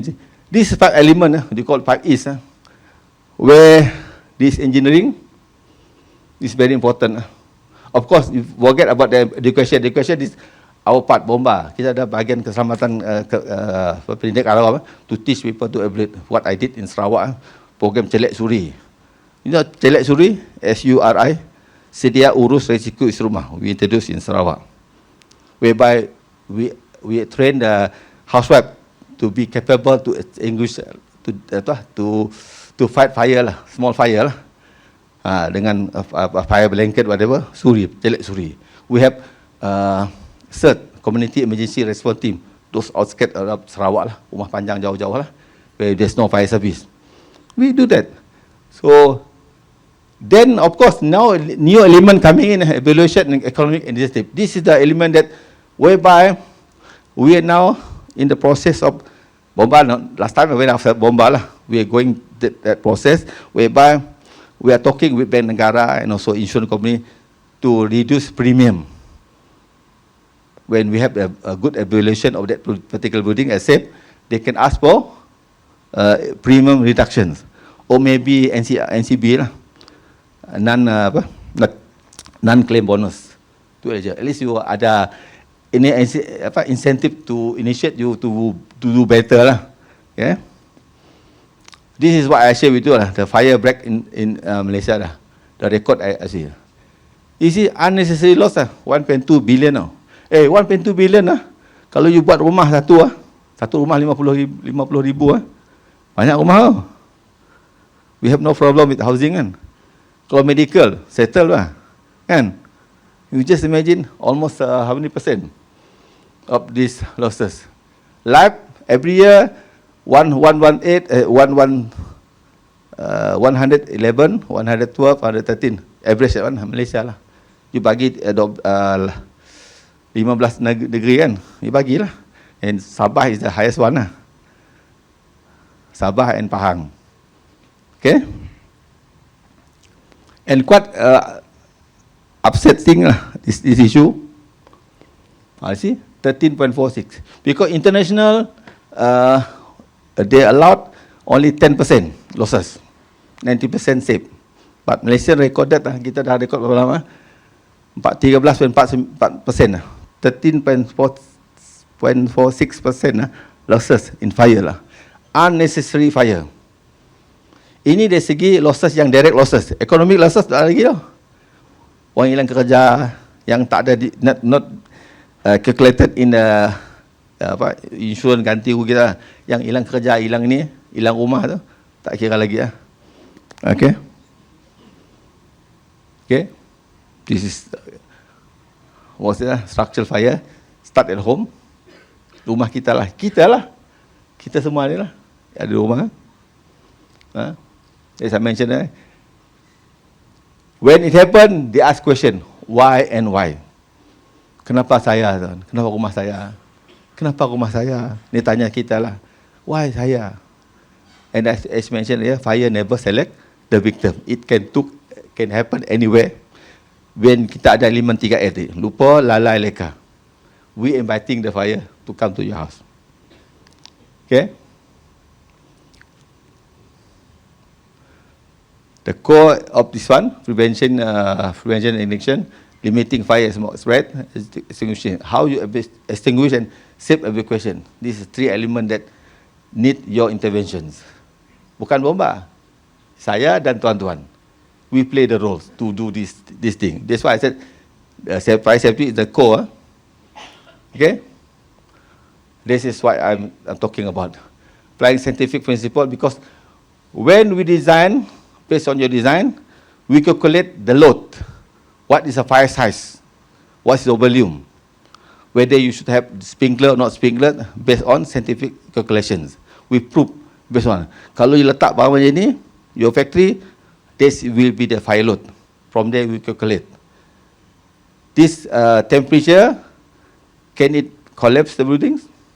If we think that it collapse, kita minta intermittent paint. Kita pasang intermittent paint kan? Macam like oil and gas dekat oil rig. But it's very expensive. But when do compensation, why we need 4 hours rating, integrity. So this element, with conduction, convection, and also radiation. These 2 elements we take into account when we do all these things. Selalu dalam kepala kita lah, bila radiation, convection, and conduction. This kita garap sekali dalam pengiraan kita punya fire load. Okay? This is yang tadi bincang tadi lah. Shared responsibilities, total fire system. This is yang saya share dengan our YB dekat Sarawak lah, to make them understand that where the thing that need our attentions. Actually politician lah, when they come in, bila dia buat polisi, mana polisi, they have to follow this one. You see, a weakness in any of component compromise the entire system. Jadi 5 sistem ni, 5 ni komponen ni perlu berganding bahu sama. We cannot work alone. This is very important. Okay? Just I share with you because baru malam tadi saya dapat maklumat ini daripada pegawai BKK Ibu Jabat. So this is Uniform Budi Malu. 1984, 2012, 2021, beberapa pindaan dia buat. Okay? Dan untuk makluman tuan-tuan, coming soon they will table another amendment to this Uniform Budi Malu. Sarawak baru November last year, after 31 year, 1994, barulah they amend after 31 years. SBO, Sarawak Building Ordinance. It takes time to the government to realize that need to revise. Okay? To suit the requirement of the current construction industry. Okay? Akta bomba, you just imagine akta kita 1988, it go through 6 kali pindaan, 6 kali tambahan to suit the requirement to make sure that we regulate it properly. Because ada arkitek persatuan ni complain not happy with the law, we suit the current needs. So the amendment is made, and recently inilah pindaan lah 2025 lah, focus on fire safety consultant, competent person, contractor in that element. Ada 18 pindaan. So this is given to us, mandate as act and ordinance, the legal requirements. So all the standard that we always use in our process dalam kita punya penggiraan. I think some of you know this thing. And because 1183 and 270, I think architect should know this one. Berapa orang ada baca buku ni, ada standard ni? Angkat tangan. 1. Adakah? Ada. Ada 2, 3. So you kena baca ni, 1183 dengan 2780. It give you full insight of what you supposed to understand about fire safety engineering.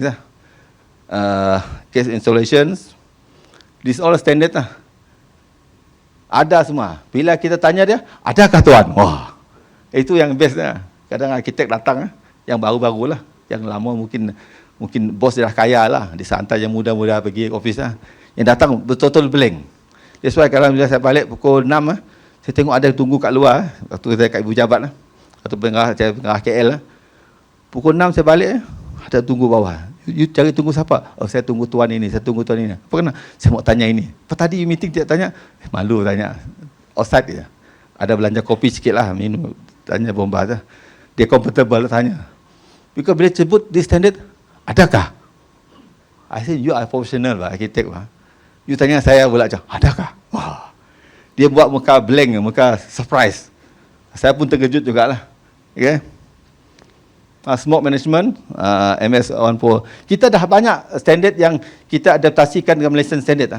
British standard, kita buat, apa dia call? I think PAM, LAM, BM dalam komiti. Ada dia punya apa? With Hirim, come up this one. Mana kita kaji dan come up with Malaysian standard to make sure that, because dalam akta pindaan baru ni, kita akan sebut beri keutamaan kepada Malaysian standard or equivalence. Kalau you nak discuss dengan bomba, make sure that you study MS dulu.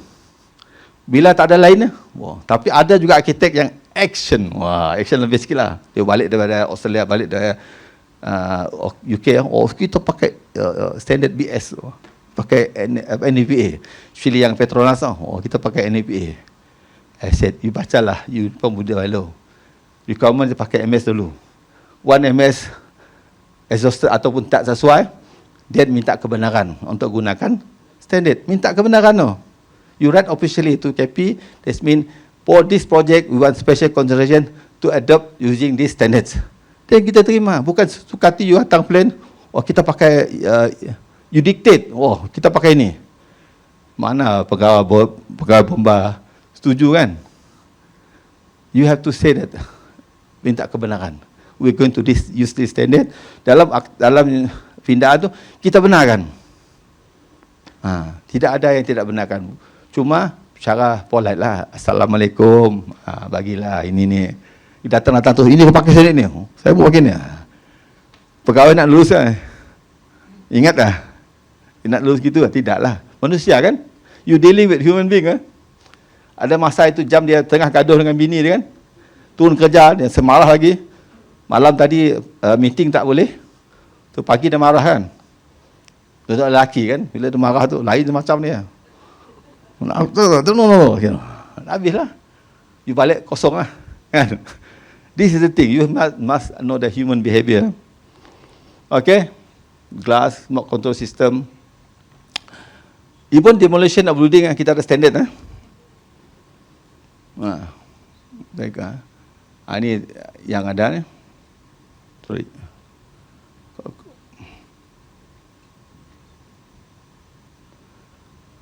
Sebab dalam kita punya prepare PBA dan juga FSDP, Fire Safety Design Philosophy, kita ada literature review. Banyak projek-projek yang di luar dan juga ni, kalau you sebagai arkitek nak pakai itu, it advisable lah. You come with your literature review juga. Sometimes you banyak tak ada masalah. That's why you appoint the fire engineer to study for you. Because you present, dia kena hantar FRA, fire risk analysis. Bila bentang kat bomba fire analysis, this is the project we'll use this one, then proses mudah lah. Kalau you hantar terus dengan arkitek kita, ding dong, take you 6 months.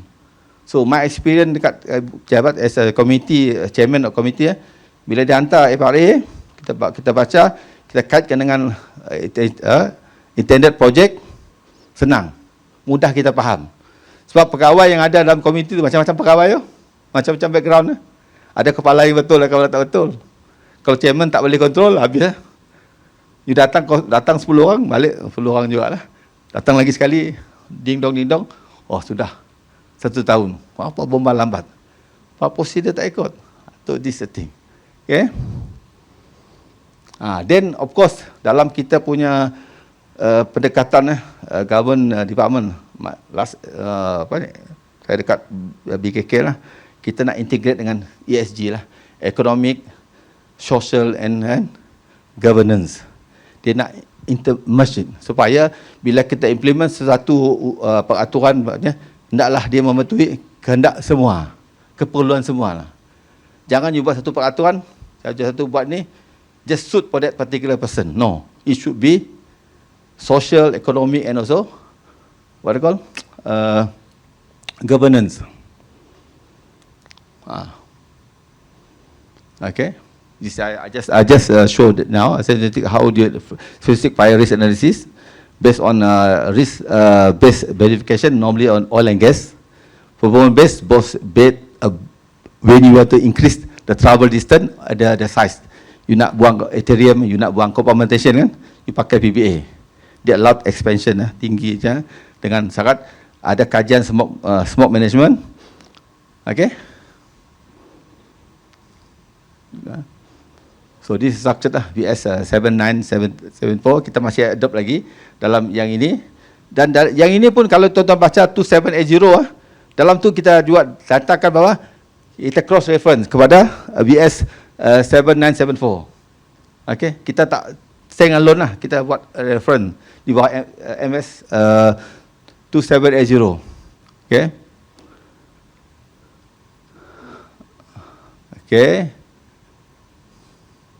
Lepas tu kita buat trial lah. Lepas tu yang dibuat oleh fire engineer, how they do the calculation, dia keluar ada QDR, quantitative risk quantitative risk analysis, QRA, dan juga QDR lah.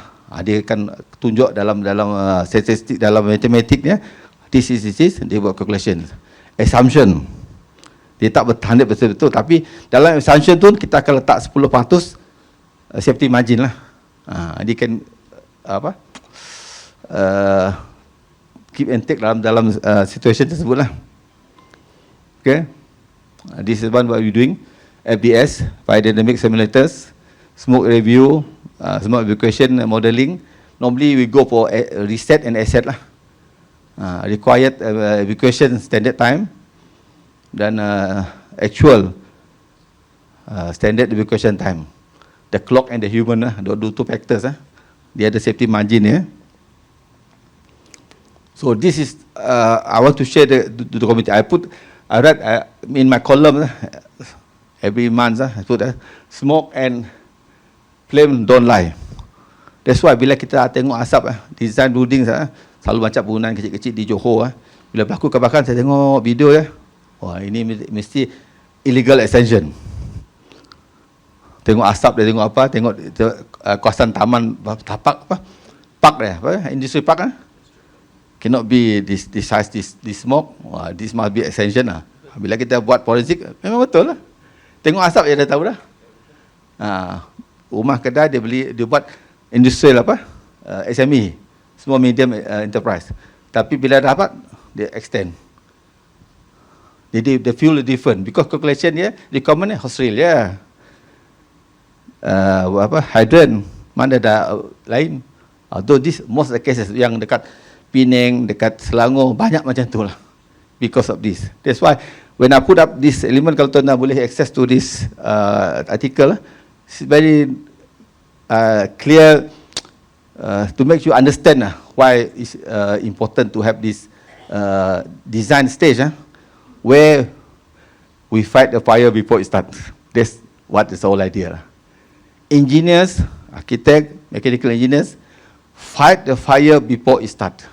Where we put all the necessary requirement in terms of precaution, prevention, and protections. Okay? Safety over profit. This is after Putra had fire. Second week, saya balik air raya 2 bulan di Kuching. That Saturday, I come with this article. Safety versus profit. It's very simple. Tapi saya tak boleh sebut kerjaan lah. Tapi we make in a way that let people understand. The policy maker, the government, cara kiasan lah. They should know their position lah. Kalau dia rasa salah, saya salah. Tapi tak ramai yang ngaku lah. Kan? Seperti yang kata tadi kan. Not many of you ngaku kalau salah kan. Tak ada kan? Kalau orang mengaku salah, kata nenek saya, arwah nenek saya, penjara kosong. Polis tenang kerja lah. Tangkaplah saya salah. Macam Semerah Padi kan. Pernah tengok filem Semerah Padi tak? Have you seen the Semerah Padi filem? Ada? Orang tua lah, orang muda tak tengok lah. Orang umur saya tengok Semerah Padi. Ada tak pernah tengok Semerah Padi? Lepas dia berlaku zina kan, malam tu kan, dia ngaku dia, hukumlah kami telah melakukan zina kan. Hukum sebat kan. Dia ngaku salah terus lah. Tapi jarang orang buat itu kan. Tak ada. Kan? Okay? Shared responsibilities that cannot be ignored. This is all article about how the architect, mechanical engineer, fire safety engineer doing their roles, and the community. And the policy maker, this one. If you go through one standard yang saya list out, understanding fire safety beyond checklist. This is very good article to make to understand that it's not a checklist, it's you. It's the industry, the people involved in terms of yang saya sebut tadi lah. Precaution, prevention and protections. Call to embrace total fire safety culture. This among our community lah. Memang kita kurang. Seperti tadi lah. Very clear cut case. Bila saya tanya berapa orang ada fire extinguisher, 4-5 orang yang angkat. The rest tak ada. You architect lah. Professional lah. Betul? Agree lah? You are professional. Architect. You are champion in design kan. Tapi when come to your own house, you fail. You fail to your wife, to your family. Ini, kena fikir lah. I'm very honest lah. Because umur saya dah nak masuk 61 lah. Tak lama lagi kata orang say goodbye lah. Rumah kata pergi, kubur kata mari lah. We are sharing with you. Because I seen a lot dead body. Kanak-kanak orang tua mengandung semua. Because due to our negligence, our ignorance. Okay? Creating community fire champion is also promote actually rural area lah. Community. Pun present paper dekat Dubai baru ni last year. It's good. They've been adapted all the countries. The concept that kita buat kat Sarawak can be adapted in the world. Can be used. The approach. Maybe culture different, tapi the concept can be used. This is the thing. That's why how we regulate the Fire Safety Act to make sure that fire engineers are competent person. Kita tadi fire engineering, core responsibilities. This all the thing that kita pastikan. Kalau kita tengok pindaan kepada DOS, dia sekarang saya some of the act dia vested the power to architect kan. Betul. DOS punya requirement. Macam dia betul dia letak responsibilities on you lah. Before that, dia tak kisah lah. Orang dah pindaan baru ni, they put on your shoulder sikit. Ada responsibility. Karena you kena baca sikit lah tentang DOS punya requirements. But before this, they don't care. After few lot incident happen, now DOS start wake up lah. Senang cerita lah. Start enforce the law. Okay. life, property, environments, strategic protections. This is what's us, unsafe ABC, unsafe act, unsafe behavior, and unsafe condition. Kita yang buat, bukannya bomba, bukannya kerajaan. Kita. Your house, you create a condition. Macam cluttering. Did you do cleaning your house? Your behavior, tak apalah. Ini rumah saya lah. Tapi jiran you don't bother kan. Anything happen to jiran, kalau anak jiran main api suka hati lah. Jiran punya rumah lah. Tapi you terrace house lah. Happen to him, you are involved lah. So this is the issues lah. Targeting root causes, eliminating the unsafe act, correcting unsafe behavior, remediating unsafe condition. This is something that kita buat. Architect, the industry lah, play the roles lah, to understand the unsafe ABC. Goal, this is the thing lah. Community safeguard and business continuity. How we make sure that life go on. Because tuan-tuan pass away kan, orang masih terus hidup. Tak adalah bila tuan-tuan mati semua collapse, tidak. Kan? Tak ada, semua still berjalan macam biasa. Okay? This is the issue yang kita nak bagi pada tuan bila jadi architect, you look into these elements beyond professionals. Building occupant, the occupiers, yang duduk rumah, yang makan guna rumah, kita lah. Okay? Ship. Communities, the ownership of the program. Berapa ramai kita, bila kita ceramah dekat, my pengalaman 5 tahun dekat, 7 tahun 8 bulan dekat KL, setiap kali kita ceramah, nak buat program dekat rumah-rumah apartment, dia tanya, ada makan? Soalan pertama, kita carilah sponsor, makan nasi lemak bungkus apa lah. Satu dia tanya, bukan dia nak apa nak belajar, ada makan. Kedua, ada tak lucky draw?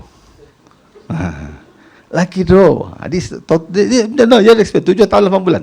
Every Saturday, Sunday saya pergi engagement with this community punya. Dia tanya, kalau if I cannot get the sponsor for makan, saya tak pasal tak, because government don't have much money. It based on our capability to get kawan-kawan kita sponsor lah, like big hotel, big industry, big GLC to sponsor the makan. And also cabutan betul. Ada cabutan, ramai datang. Cabutan kita nak buat kemudahan lah. Kalau lepas perasmian, hilang lah. Kalau menteri ada, ramai. Terus cabutan betul lah. Bila kita ceramah, hilang. So kita tukar trik, kita lepas ceramah buat cabutan. Ada penuh sikit lah. Tapi ada juga, dia tanya, ceramah ini dah habis pukul berapa? In halfway dia hilang. Bila nak habis ceramah, penuh Dewan lagi. That's why in between I don't know what happened. So target dia nak dapat hadiah cabutan betul lah. Bila dapat, oh best tuan, dia punya ceramah bagus. Bila tak dapat, tak guna punya. That is normal. 7 tahun 8 bulan I counter this thing. Saya sendiri turun as pengarah. Bukan saya suruh pegawai saya pergi, saya sendiri turun. Even Sarawak 5 tahun, saya sendiri pergi rumah panjang pergi. Because my concern of our safety. Sharing the knowledge. Because our knowledge kita tengok macam-macam. Supaya it's from the heart, bukan kita tipu. Okay, we fight the fire before it start with fire engineering. The E tadi. Sebab it's very important. Why I put my picture there? Because kalau pakai baju ni ada authority sikit. Kalau pakai baju ni, alah, ini bekas bomba lah. Datuk ni tak ada lah. Tapi bila kita pakai uniform ni, betul lah. Ini betul. Ini apa? Ini Tuan Bomba cakap betul lah. Itu gambar saya. Lepas tadi, mula-mula saya letak gambar saya pakai baju biasa. Saya fikir-fikir, tak boleh. To the community, dia nak pakai uniform juga. Because Malaysian, they only listen people with authority. Tapi bila anything happen, dia lupa tau. Dia tak cuma bila requirement kita minta ini dalam undang-undang cakap tak? Perlu tak? Tapi perlu tak? No, it is not perlu. Macam tadi lah. Dalam undang-undang tak ada wajib TV kat rumah kan? Sofa tak ada kan? You beli kan? Pak Isya dalam Uniform Building Law NR. No requirement kan? Private dwelling kan? Purpose group 1 kan? NA, not applicable. Undang-undang cakap tak ada. That's why when you encourage housing development, property, dia encourage to buy rumah, cakap beri fire extinguisher lah. Kadang dia bagi peti ais, dia bagi fan. Fire extinguisher baru RM100 bah. Tapi kalau dipaksa diberi, dia charge RM1,000. Ti house buyer complain, Datuk Chang, the Presiden house buyer complain, how can they charge 1,000 for fire extinguisher? 100 je fire extinguisher bah. 9 kg, 6 kg. Even now fire extinguisher 1539, kita dah come with 1 kilo, 3 kilo, 5 kilo, 6 kilo, 9 kilo. Dulu 9 kilo je. Ada orang cakap 9 kilo berat lah tuan. Okey, kita keluar 6 kilo. 6 kilo masih berat, 5 kilo kita keluar. Tapi dia punya knocking power dia sama lah. Tapi cuma dia duration lah. Dia 5 kilo sekejap lah. Tekan-tekan tak habis lah. Kalau 9 kilo lama sikit. Dia ada tulis tu lah. 7A berapa time dia. You kena faham tu extinguisher lah. Okay? Okay, this is me, our setup Sarawak. So any question that you ask, you can contact my phone lah. Dan saya bukan nak promote, tapi 24/7 you can ask any questions regarding this fire safety, because we share. But for me, sharing is very important. Kenapa? If we can share something good and this knowledge that you have save somebody, saya dapat bonus juga lah. Macam level marketing lah, MLM lah. You buat tindakan, you advise dia beli extinguisher, rumah dia selamat, dia terima kasih juga lah. Saya pun dapat share juga lah. Ada pahala lah. Dapat poin lah. Kalau you bagi saya duit pun, I spend makan habis. Tapi kata orang Islam, that knowledge, that kita bawa mati kemudian, ilmu yang manfaat. Okay, 3 perkara kita bawa mati lah. Dia tak tanya you bawa Mercedes ke tidak. Ilmu yang share. Today what I'm sharing with you. Okay, this is very important. Okay, that's all about what I'm talking about engineering. Because 1 jam I can turn you into firefighters. I boleh share you concept on your work. Because tadi lah, owing a fire extinguisher at home. Please, jangan lambat. Karena kalau you lambat, you jadi depannya late. Kalau you mati terbakar, depannya late kan. LATE kan. Orang putih cakap late lah, mendiang lah kan. So jangan late lah, jangan lambat. Take action. At least beli 1 lah, bukan mahal pun. You pergi kedai malam makan itu mama, bawa family 200, 300 habis. Besok pagi pergi jamban habis. Buang dalam jamban lah. You buy extinguishers it can last for 5 years Asal you simpan dia betul-betul lah. Jangan you longgok atas semen aja, you simpan dia at certain height You can keep it workable until 4-5 years. But you clean, make sure that you punya tube dan nak guna extinguisher senang. PASS. Press, squeeze and swap. Kayu dia, PASS. Senang aja. Bukannya susah pun. PASS. Kan? This is very important. Okay? That's all. Any question before I end our session? Ada soalan tak? Ada? Yeah, any questions from the floor? Just raise your hand and then Because ni introduce dah yourself. 12, 45 nak makan lagi lah. Dah beri kedai mamak ni lah. You not focus. But what? If you have any question, please do ask message. You got my number. You WhatsApp to me. Talking about today business lah. Jangan fikir lain lah. Tuan boleh pinjam duit? Janganlah. Saya tahu lah. Tuan apa rahsia ni? Janganlah. Tuan 1 ke 3? Jangan je lah. I mean, based on apa?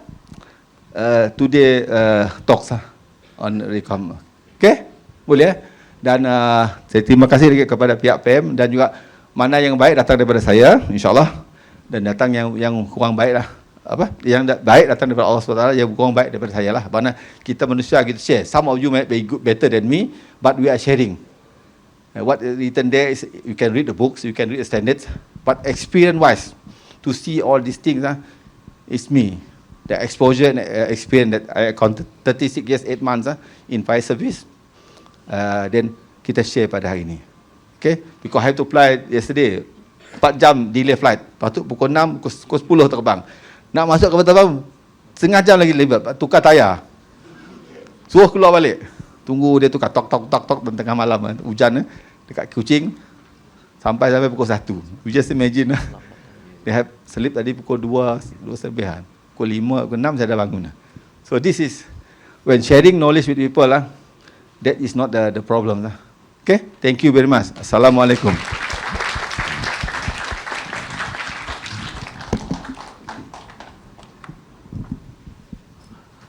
Any questions from the floor? No. I know it's running late already. Okay.